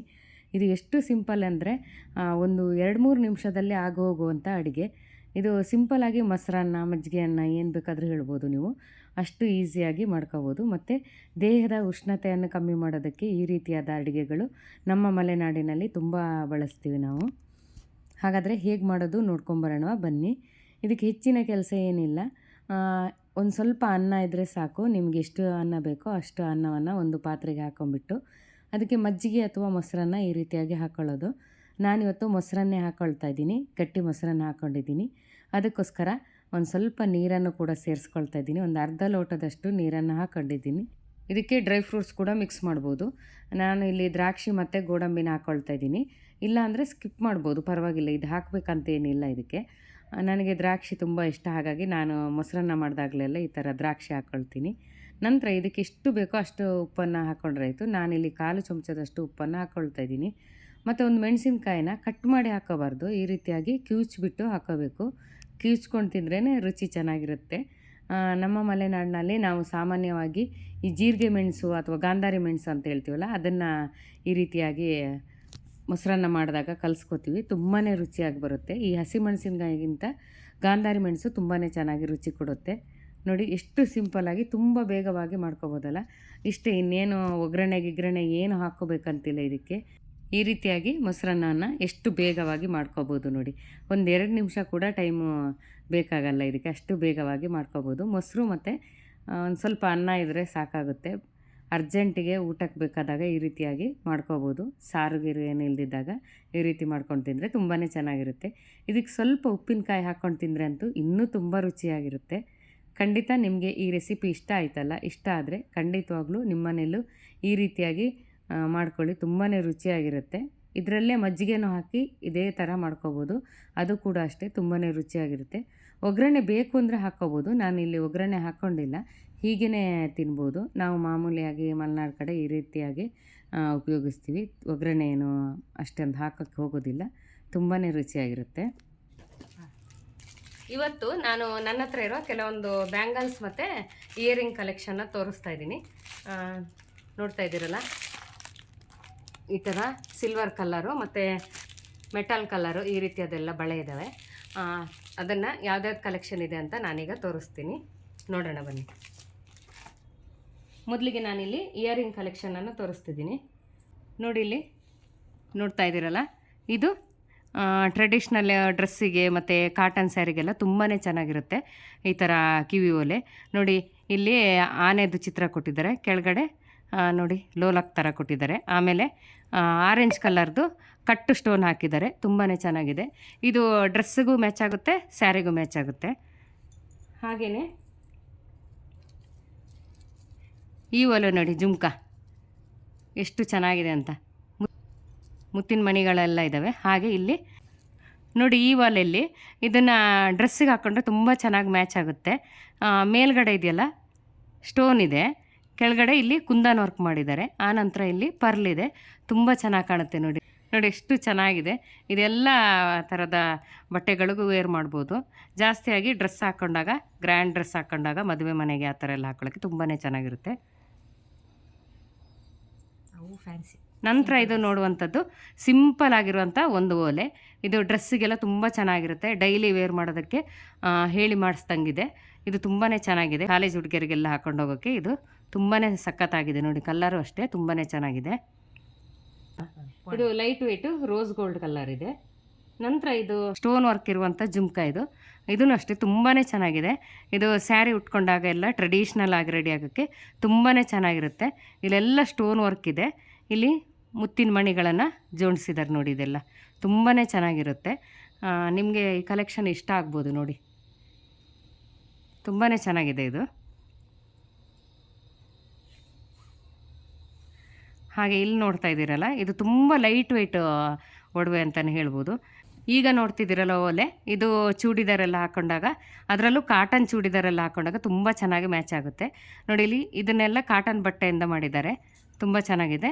ಇದು ಮೆಟಾಲಿಂದ ಮಾಡಿದ್ದಾರೆ ಡಿಸೈನು, ತುಂಬಾ ಲೈಟ್ ವೆಯ್ಟ್ ಆಗಿದೆ. ಡೈಲಿ ಯೂಸಿಗೆ, ಕಾಲೇಜ್ ಹೋಗುವಂಥ ಮಕ್ಕಳಿಗೆ ಮತ್ತು ಕೆಲಸಕ್ಕೆಲ್ಲ ಡೈಲಿ ಯೂಸ್ ಮಾಡ್ತಾರಲ್ಲ ಅಂಥವರಿಗೆಲ್ಲ ತುಂಬಾ ಚೆನ್ನಾಗಿರುತ್ತೆ. ಕಾಟನ್ ಸೀರೆಗೆ, ಕಾಟನ್ ಡ್ರೆಸ್ಸಿಗಂತೂ ತುಂಬ ಚೆನ್ನಾಗಿ ಇದು ಒಪ್ಪುತ್ತೆ ಅಂತಲೇ ಹೇಳ್ಬೋದು. ಇದೊಂದು ಡಿಸೈನ್ ನೋಡ್ತಾ ಇದ್ದೀರಲ್ಲ ನೀವು, ರೋಸ್ ಗೋಲ್ಡ್ ಕಲರ್ ಇದೆ, ತುಂಬಾ ಚೆನ್ನಾಗಿದೆ, ತುಂಬ ಸಿಂಪಲ್ ಆಗಿದೆ. ಇದು ಸಿಂಪಲಾಗಿ ರೆಡಿ ಆದಾಗ, ಚಿಕ್ಕ ಚಿಕ್ಕ ಫಂಕ್ಷನ್ಗೆಲ್ಲ ಸಿಂಪಲಾಗಿ ರೆಡಿ ಆದಾಗ ಇದನ್ನು ಯೂಸ್ ಮಾಡೋಕ್ಕೆ ತುಂಬ ಚೆನ್ನಾಗಿದೆ. ಇದು ಜಾಸ್ತಿಯಾಗಿ ಡ್ರೆಸ್ಗಳಿಗೆ ಮ್ಯಾಚ್ ಆಗುತ್ತೆ. ಇದು ಅಷ್ಟೇ ತುಂಬಾ ಒಳ್ಳೆ ಕಲೆಕ್ಷನ್, ತುಂಬ ಚೆನ್ನಾಗಿದೆ. ನಂತರ ಇದು ಈಗ ನೋಡ್ತಾ ಇರೋ ಓಲೆ ಇದೆಯಲ್ಲ, black stone with pearl work ಇದೆ. ಇದನ್ನು ಅಷ್ಟೇ ಜಾಸ್ತಿ ತೂಕ ಏನಿಲ್ಲ, ಯಾವಾಗಲಾದರೂ ಚಿಕ್ಕ ಚಿಕ್ಕ ಫಂಕ್ಷನ್ಗೆಲ್ಲ ಯೂಸ್ ಮಾಡೋಕ್ಕೆ ತುಂಬಾ ಚೆನ್ನಾಗಿರುತ್ತೆ. ಇದು ಡ್ರೆಸ್ಸಿಗೆ ಹೆಚ್ಚಿನ ಮ್ಯಾಚ್ ಆಗುತ್ತೆ, ಸ್ಯಾರಿಗೂ ಏನು ಹಾಕೋಬೋದು, ಆದರೆ ಡ್ರೆಸ್ ಹಾಕೊಂಡಾಗ ಇದು ತುಂಬ ಮ್ಯಾಚ್ ಆಗುತ್ತೆ, ತುಂಬಾ ಚೆನ್ನಾಗಿ ಕಾಣುತ್ತೆ. ನೋಡಿ, ಇವಿಷ್ಟು ಸದ್ಯಕ್ಕೆ ನನ್ನ ಹತ್ರ ಇರುವಷ್ಟು ಕಲೆಕ್ಷನ್ಗಳನ್ನು ತೋರಿಸ್ತಿದ್ದೀನಿ. ನೋಡ್ತಾ ಇದ್ದೀರಲ್ಲ, ಇದು ಇಷ್ಟು ಓಲೆಯ ಕಲೆಕ್ಷನ್ಗಳು, ತುಂಬಾ ಚೆನ್ನಾಗಿದೆ. ಕಾಟನ್ ಸೀರೆಗೆ, ಡ್ರೆಸ್ಸಿಗೆ, ಸ್ಯಾರಿಗೆ ಎಲ್ಲದಕ್ಕೂ ತುಂಬ ಚೆನ್ನಾಗಿ ಒಪ್ಪುವಂಥ ಕಿವಿಯ ಓಲೆಗಳು. ಈ ಕಲೆಕ್ಷನ್ ನಿಮಗೆ ಇಷ್ಟ ಆಯಿತು ಅಂತ ಅಂದ್ಕೊಳ್ತೀನಿ. ನೆಕ್ಸ್ಟ್ ನಾನು ಬಳೆಗಳ ಕಲೆಕ್ಷನ್ ತೋರಿಸ್ತೀನಿ. ಇವಾಗ ಬಳೆ ಕಲೆಕ್ಷನ್ ಅಂತ ತೋರಿಸ್ತಾ ಇದ್ದೀನಿ. ಮೊದಲಿಗೆ ನಾನು ತೋರಿಸ್ತಿರುವಂಥದ್ದು ಇದು ಮೆಟಲ್. ನೋಡಿ ಎಷ್ಟು ಚೆನ್ನಾಗಿ ವರ್ಕ್ ಮಾಡಿದ್ದಾರೆ ಅಂತ, ತುಂಬ ಚೆನ್ನಾಗಿ ವರ್ಕ್ ಇದೆ. ನೋಡಿ, ಈ ರೀತಿಯಾಗಿ ಹ್ಯಾಂಗಿಂಗ್ ಕೂಡ ಇದೆ. ಇದರಲ್ಲಿ 2 ಹ್ಯಾಂಗಿಂಗ್ ಇದೆ. ಇದು ಸಟ್ಟೆ ಬರುವಂಥದ್ದು, ಸೆಟ್ ಹಾಕ್ಕೊಂಡ್ರೆ ತುಂಬ ಚೆನ್ನಾಗಿರುತ್ತೆ. ಸಿಂಗಲ್ ಹಾಕ್ಕೊಂಡ್ರೆ ಅಷ್ಟೊಂದು ಚೆನ್ನಾಗಿರೋದಿಲ್ಲ. ಸಿಂಗಲ್ ಅಂದರೆ ಈ ರೀತಿಯಾಗಿರುತ್ತೆ, ಸಿಂಗಲ್ ಹಾಕೋದ್ಕಿಂತ ಈ ರೀತಿಯಾಗಿ ಸೆಟ್ಟಾಗಿ ಹಾಕಿದರೆ ತುಂಬಾ ಚೆನ್ನಾಗಿರುತ್ತೆ. ಇದು ಡ್ರೆಸ್ಸಿಗಂತೂ ತುಂಬ ಚೆನ್ನಾಗಿ ಮ್ಯಾಚ್ ಆಗಿದೆ. ಇದು ಕಾಟನ್ ಡ್ರೆಸ್ ಹಾಕೊಂಡಾಗ ಈ ರೀತಿಯಾದ ಬಳೆ ಹಾಕೋಬೇಕು, ತುಂಬಾ ಚೆನ್ನಾಗಿರುತ್ತೆ. ಇದರಲ್ಲೇ ಇನ್ನೊಂದು ಥರ ಕಲೆಕ್ಷನ್ ಇದೆ, ತೋರಿಸ್ತೀನಿ. ಅದು ನೋಡಿ, ಇದು ಸಿಂಗಲ್ ಬಳೆ ಇದೆ, ಯಾಕೆಂದರೆ ಇದು ಬಳೆನೂ ಕೂಡ ಅಷ್ಟೇ ತುಂಬ ದಪ್ಪವಾಗಿದೆ ಅಲ್ಲ, ಹಾಗಾಗಿ ತುಂಬ ಚೆನ್ನಾಗಿ ಕಾಣುತ್ತೆ. ಇದರಲ್ಲಿ 2ರಲ್ಲೂ ಹ್ಯಾಂಗಿಂಗ್ ಇದೆ. ಇದು ಸಿಂಗಲ್ ಬಳೆನೂ ಹಾಕ್ಬೋದು, ಅಥವಾ ಒಂದೇ ಕೈಗೂ 2 ಬಳೆನೂ ಹಾಕೋಬೋದು. ಸ್ಟೋನ್ ವರ್ಕ್ ಇರೋದ್ರಿಂದ ಇದು ಗ್ರ್ಯಾಂಡಾಗಿ ರೆಡಿ ಆದಾಗ ಹಾಕೋಬೋದು, ತುಂಬಾ ಚೆನ್ನಾಗಿರುತ್ತೆ. ಇದು ಅಷ್ಟೇ ಡ್ರೆಸ್ಸಿಗೆ ತುಂಬ ಚೆನ್ನಾಗಿ ಮ್ಯಾಚ್ ಆಗುತ್ತೆ. ನೋಡಿ, ಇದೂ ಅಷ್ಟೇ ಮೆಟಲ್ ಬಳೆನೇ. ಇದರಲ್ಲಿ ವೈಟ್ ಮೆಟಲ್ ಇದೆ. ಇದು ನೋಡಿ, ಇದರಲ್ಲೂ ಡಿಸೈನ್ ತುಂಬ ಚೆನ್ನಾಗಿದೆ, ಸೂಕ್ಷ್ಮವಾಗಿ ವರ್ಕ್ಗಳನ್ನು ಮಾಡಿದ್ದಾರೆ, ತುಂಬಾ ಚೆನ್ನಾಗಿ ಬಂದಿದೆ. ನೋಡಿ, ಈ ರೀತಿಯಾಗಿ ನೋಡಿ, ಇದು ವೈಟ್ ಮೆಟಲ್, ತುಂಬಾ ಚೆನ್ನಾಗಿ ವರ್ಕ್ ಇದೆ. ಇದು ಡಜನ್ ರೀತಿಯಲ್ಲಿ ಬರುವಂಥದ್ದು. ಇದಕ್ಕೆ ಬೇರೆ ಬಳೆನ ಆ್ಯಡ್ ಮಾಡ್ಕೊಂಡು ಅದು ಆ ಥರ ತೋರಿಸ್ತಲ್ಲ, ಹ್ಯಾಂಗಿಂಗ್ ಬಳೆ ಥರ ಆ್ಯಡ್ ಮಾಡಿಕೊಂಡು ಹಾಕೋಬೋದು, ಹೀಗೇ ಕೂಡ ಹಾಕೋಬೋದು. ಇದು ಸ್ಯಾರಿಗಂತೂ ತುಂಬಾ ಚೆನ್ನಾಗಿ ಕಾಣುತ್ತೆ. ಇದರಲ್ಲೇ ಬ್ಲ್ಯಾಕ್ ಮೆಟಲ್ ಬಳೆನೂ ಇದೆ, ಅದನ್ನು ತೋರಿಸ್ತೀನಿ. ನೋಡಿ, ಈಗ ನೋಡ್ತಾ ಇದ್ದೀರಲ್ಲ, ಇದು ಬ್ಲ್ಯಾಕ್ ಮೆಟಲ್ಲು, ತುಂಬಾ ಕಲರ್ ಚೆನ್ನಾಗಿದೆ. ನೋಡಿ, ಇದೊಂದು ಥರ ಡಿಸೈನ್ ಇರುತ್ತೆ, ಇದೊಂದು ಥರ ಡಿಸೈನ್ ಇರುತ್ತೆ. ನೋಡೋದಕ್ಕೆ ತುಂಬಾ ಕಲರ್ ಚೆನ್ನಾಗಿದೆ. ಇದನ್ನು ಕೂಡ ಅಷ್ಟೇ ಕಾಟನ್ ಸೀರೆ ಉಟ್ಟಾಗ ಹಾಕ್ಕೊಂಡ್ರೆ ತುಂಬಾ ಚೆನ್ನಾಗಿ ಮ್ಯಾಚ್ ಆಗುತ್ತೆ. ಈ ಸೆಟ್ಟನ್ನು ಈ ರೀತಿಯಾಗಿ ಪೂರ್ತಿಯಾಗಿ ಹಾಕ್ಕೋಬೇಕು, ಆವಾಗಲೇ ತುಂಬ ಚೆನ್ನಾಗಿ ಕಾಣೋದು. ಹಾಗೆಯೇ ಇದ್ರ ಜೊತೆಗೆ ಗೋಲ್ಡ್ ಕಲರ್ ಮೆಟಲನ್ನು ತೋರಿಸ್ತಾ ಇದ್ದೀನಿ. ನೋಡಿ, ಇದು ಈ ರೀತಿಯಾಗಿ ಸೆಟ್ ಮಾಡಿರುವಂಥದ್ದು. ನೋಡಿ, ಇದು 2 ಬಳೆ ಒಂಥರ ಇದೆ, ಇದು 1 ಬಳೆ ಒಂಥರ ಇದೆ. ಹಾಗೆಯೇ ಎಲ್ಲ ಬಳೆನೂ ಈ ರೀತಿಯಾಗಿ ಸೆಟ್ ಮಾಡಿ ಇಟ್ಕೊಂಡಿದ್ದೀನಿ. ನೋಡಿ, ಇಷ್ಟು ಚೆನ್ನಾಗಿ ಕಾಣುತ್ತೆ ಅಂತ. ಸ್ಯಾರಿಗೆ, ಡ್ರೆಸ್ಸಿಗೆ ಎಲ್ಲದಕ್ಕೂ ಕೂಡ ಈ ಬಳೆ ತುಂಬ ಚೆನ್ನಾಗಿ ಹೊಂದಾಣಿಕೆ ಆಗುತ್ತೆ. ಕಲರ್ ತುಂಬ ಚೆನ್ನಾಗಿದೆ ಅಲ್ಲ ಇದು. ಅದರಲ್ಲೇ ಇನ್ನೊಂದು ವರ್ಕ್ ಇರುವಂಥ ಬಳೆನ ತೋರಿಸ್ತಾ ಇದ್ದೀನಿ ಇಲ್ಲಿ. ಇದು ಗೋಲ್ಡ್ ಮೆಟಲ್ಲೇ, ಅದರಲ್ಲಿ ಸ್ವಲ್ಪ ವರ್ಕ್ ಮಾಡಿದ್ದಾರೆ. ಇದು ನೋಡಿ, ಒಂದೇ ಕೈಗೆ 4 ಬಳೆ ಹಾಕ್ಬೋದು, ಇಲ್ಲಾಂದರೆ 2 ಬೇರೆ ಬೇರೆಯಾಗಿ ಹಾಕ್ಕೋಬೋದು. ನೋಡಿ, ಈ ರೀತಿಯಾಗಿ ತುಂಬಾ ಚೆನ್ನಾಗಿದೆ. ಇದು ವರ್ಕ್ ಇದೆ, ಇಲ್ಲೆಲ್ಲ ಸ್ಟೋನ್ ವರ್ಕ್ ಎಲ್ಲ ಮಾಡಿದ್ದಾರೆ, ಬೀಟ್ ವರ್ಕ್ ಇದೆ, ತುಂಬಾ ಚೆನ್ನಾಗಿದೆ. ಬೀಡ್ಸ್ ಎಲ್ಲ ಹಾಕಿದ್ದಾರೆ, ಸ್ಟೋನ್ ವರ್ಕ್ ಕೂಡ ಇದೆ, ತುಂಬಾ ಚೆನ್ನಾಗಿದೆ. ಆನಂತರ ಈಗ ತೋರಿಸ್ತಿರುವಂಥದ್ದು ಇದು ವೆಲ್ವೆಟ್ ಬಳೆ. ಇದು ಪಿಂಕ್ ವೆಲ್ವೆಟ್ ಬಳೆ, ಇದೂ ಅಷ್ಟೇ ತುಂಬ ಚೆನ್ನಾಗಿದೆ. ಇದು ಸ್ಯಾರಿಗೂ ಮ್ಯಾಚ್ ಆಗುತ್ತೆ, ಹಾಗೆಯೇ ಜೊತೆಗೆ ಡ್ರೆಸ್ ಹಾಕ್ಕೊಂಡಾಗ ಕೂಡ ಮ್ಯಾಚ್ ಆಗುತ್ತೆ. ಇದನ್ನು ಈ ರೀತಿಯಾಗಿ ಹಾಕೋಬೋದು, ಅಥವಾ ಮೆಟಲ್ಗಳ ಜೊತೆ ಈ ರೀತಿಯಾಗಿ ಮ್ಯಾಚ್ ಕೂಡ ಮಾಡಿಕೊಂಡು ಹಾಕೋಬೋದು, ಅದು ಕೂಡ ಚೆನ್ನಾಗಿರುತ್ತೆ. ಅಲ್ವಾ, ಪ್ಲೈನಾಗಿ ಹಾಕ್ಕೊಳ್ಳೋದು ಇಷ್ಟಪಡೋರಾದರೆ ಪ್ಲೈನಾಗೆ ಇದನ್ನು ತೆಗೆದ್ಬಿಟ್ಟು ಇದೇ ರೀತಿ ಹಾಕೋಬೋದು, ತುಂಬಾ ಚೆನ್ನಾಗಿರುತ್ತೆ. ನಂತರ ಸ್ವಲ್ಪ ವರ್ಕ್ ಇರುವಂಥ ಬಳೆನ ತೋರಿಸ್ತೀನಿ. ನೋಡಿ, ಇಲ್ಲಿ ಲೈಟ್ ಗ್ರೀನ್ ಆಗಿದೆ, ಮತ್ತು ಬೀಡ್ಸ್ ವರ್ಕು ಕೂಡ ಇದೆ ತುಂಬ ಚೆನ್ನಾಗಿ. ಇದು ಅಷ್ಟೇ ತುಂಬಾ ಚೆನ್ನಾಗಿದೆ. ಇದು ಸಿಂಗಲ್ ಬಳೆ ಕೂಡ ಆರಾಮಾಗಿ ಡ್ರೆಸ್ ಹಾಕ್ಕೊಂಡಾಗ ಹಾಕ್ಬೋದು, ಸ್ಯಾರಿಗೂ ಹಾಕ್ಕೋಬೋದು. ಜಾಸ್ತಿಯಾಗಿ ಕಾಟನ್ ಸ್ಯಾರಿ ಮತ್ತು ರೇಷ್ಮೆ ಸ್ಯಾರಿ ಉಟ್ಟಾಗ ತುಂಬಾ ಚೆನ್ನಾಗಿ ಕಾಣುತ್ತೆ. ಈ ಕಲೆಕ್ಷನು ಅಷ್ಟೇ ತುಂಬ ಚೆನ್ನಾಗಿದೆ. ಈ ರೀತಿಯಾಗಿ ಗ್ರೀನ್ ಕಲರಲ್ಲಿದೆ. ಆನಂತರ ನೋಡಿ ಈ ಬಳೆ ನೋಡ್ತಾ ಇದ್ದೀರಲ್ಲ, ಇದು ಗಾಜಿನ ಬಳೆ. ತುಂಬಾ ಚೆನ್ನಾಗಿ ವರ್ಕ್ ಇದೆ, ಸಣ್ಣಕ್ಕೆ ಗಚ್ಚಿದೆ, ತುಂಬ ಸಣ್ಣಕ್ಕಿದೆ ಗಚ್ಚು. ಹಾಗಾಗಿ ಸ್ಯಾರಿ ಉಟ್ಕೊಂಡಾಗ ತುಂಬ ಚೆನ್ನಾಗಿ ಕಾಣುತ್ತೆ. ಇದು ಫ್ಯಾನ್ಸಿ ಸೀರೆಗೂ ಮ್ಯಾಚ್ ಆಗುತ್ತೆ ಮತ್ತು ರೇಷ್ಮೆ ಸೀರೆ ಉಟ್ಟಾಗ ತುಂಬ ಚೆನ್ನಾಗಿ ಮ್ಯಾಚ್ ಆಗುತ್ತೆ. ಅದರಲ್ಲೂ ಗ್ರೀನ್ ಕಲ್ಲರು ಮತ್ತು ಮೆರೂನ್ ಕಲರ್ ಸ್ಯಾರಿ ಎಲ್ಲ ಉಡ್ತೀವಲ್ಲ ಆವಾಗ ತುಂಬಾ ಚೆನ್ನಾಗಿ ಮ್ಯಾಚ್ ಆಗುತ್ತೆ ಇದು. ಇದ್ರ ಜೊತೆಗೆ ನೋಡಿ ಇದನ್ನು ಕೂಡ ಗಾಜಿನ ಬಳೆನೇ, ತುಂಬ ಚೆನ್ನಾಗಿ ವರ್ಕ್ ಮಾಡಿದ್ದಾರೆ ನೋಡಿ, ಅಷ್ಟು ತುಂಬ ಸೂಪರಾಗಿ ವರ್ಕ್ ಇದೆ. ಇಲ್ಲೆಲ್ಲ ಮೆರೂನು ಕಲರ್ ಇದ್ದರೆ ಇಲ್ಲಿ ಚಿಕ್ಕ ಚಿಕ್ಕದು ಸ್ಟೋನ್ ವರ್ಕ್ ಇರುವಂಥದ್ದು ಬಳೆ, ಮೆರೂನ್ ಕಲರು ತುಂಬಾ ಚೆನ್ನಾಗಿದೆ. ಎಷ್ಟು ಚೆನ್ನಾಗಿ ಕಲರ್ ಮ್ಯಾಚ್ ಮಾಡಿ ಗೋಲ್ಡು ಮತ್ತು ಮೆರೂನ್ ಎಲ್ಲ ಮ್ಯಾಚ್ ಮಾಡಿದ್ದಾರೆ. ತುಂಬಾ ಚೆನ್ನಾಗಿ ಕಾಣುತ್ತೆ. ಇದನ್ನು ಅಷ್ಟೇ ರೇಷ್ಮೆ ಸೀರೆ ಉಟ್ಟಾಗ ಹಾಕ್ಕೊಂಡ್ರೆ ತುಂಬಾ ಚೆನ್ನಾಗಿ ಕಾಣುತ್ತೆ. ಹಾಗೆ ಡ್ರೆಸ್ಸಿಗೂ ಕೂಡ ಮ್ಯಾಚ್ ಆಗುತ್ತೆ. ನೋಡಿ ಎಷ್ಟು ಸುಂದರವಾಗಿ ಡಿಸೈನ್ ಮಾಡಿದ್ದಾರೆ ಅಂತ.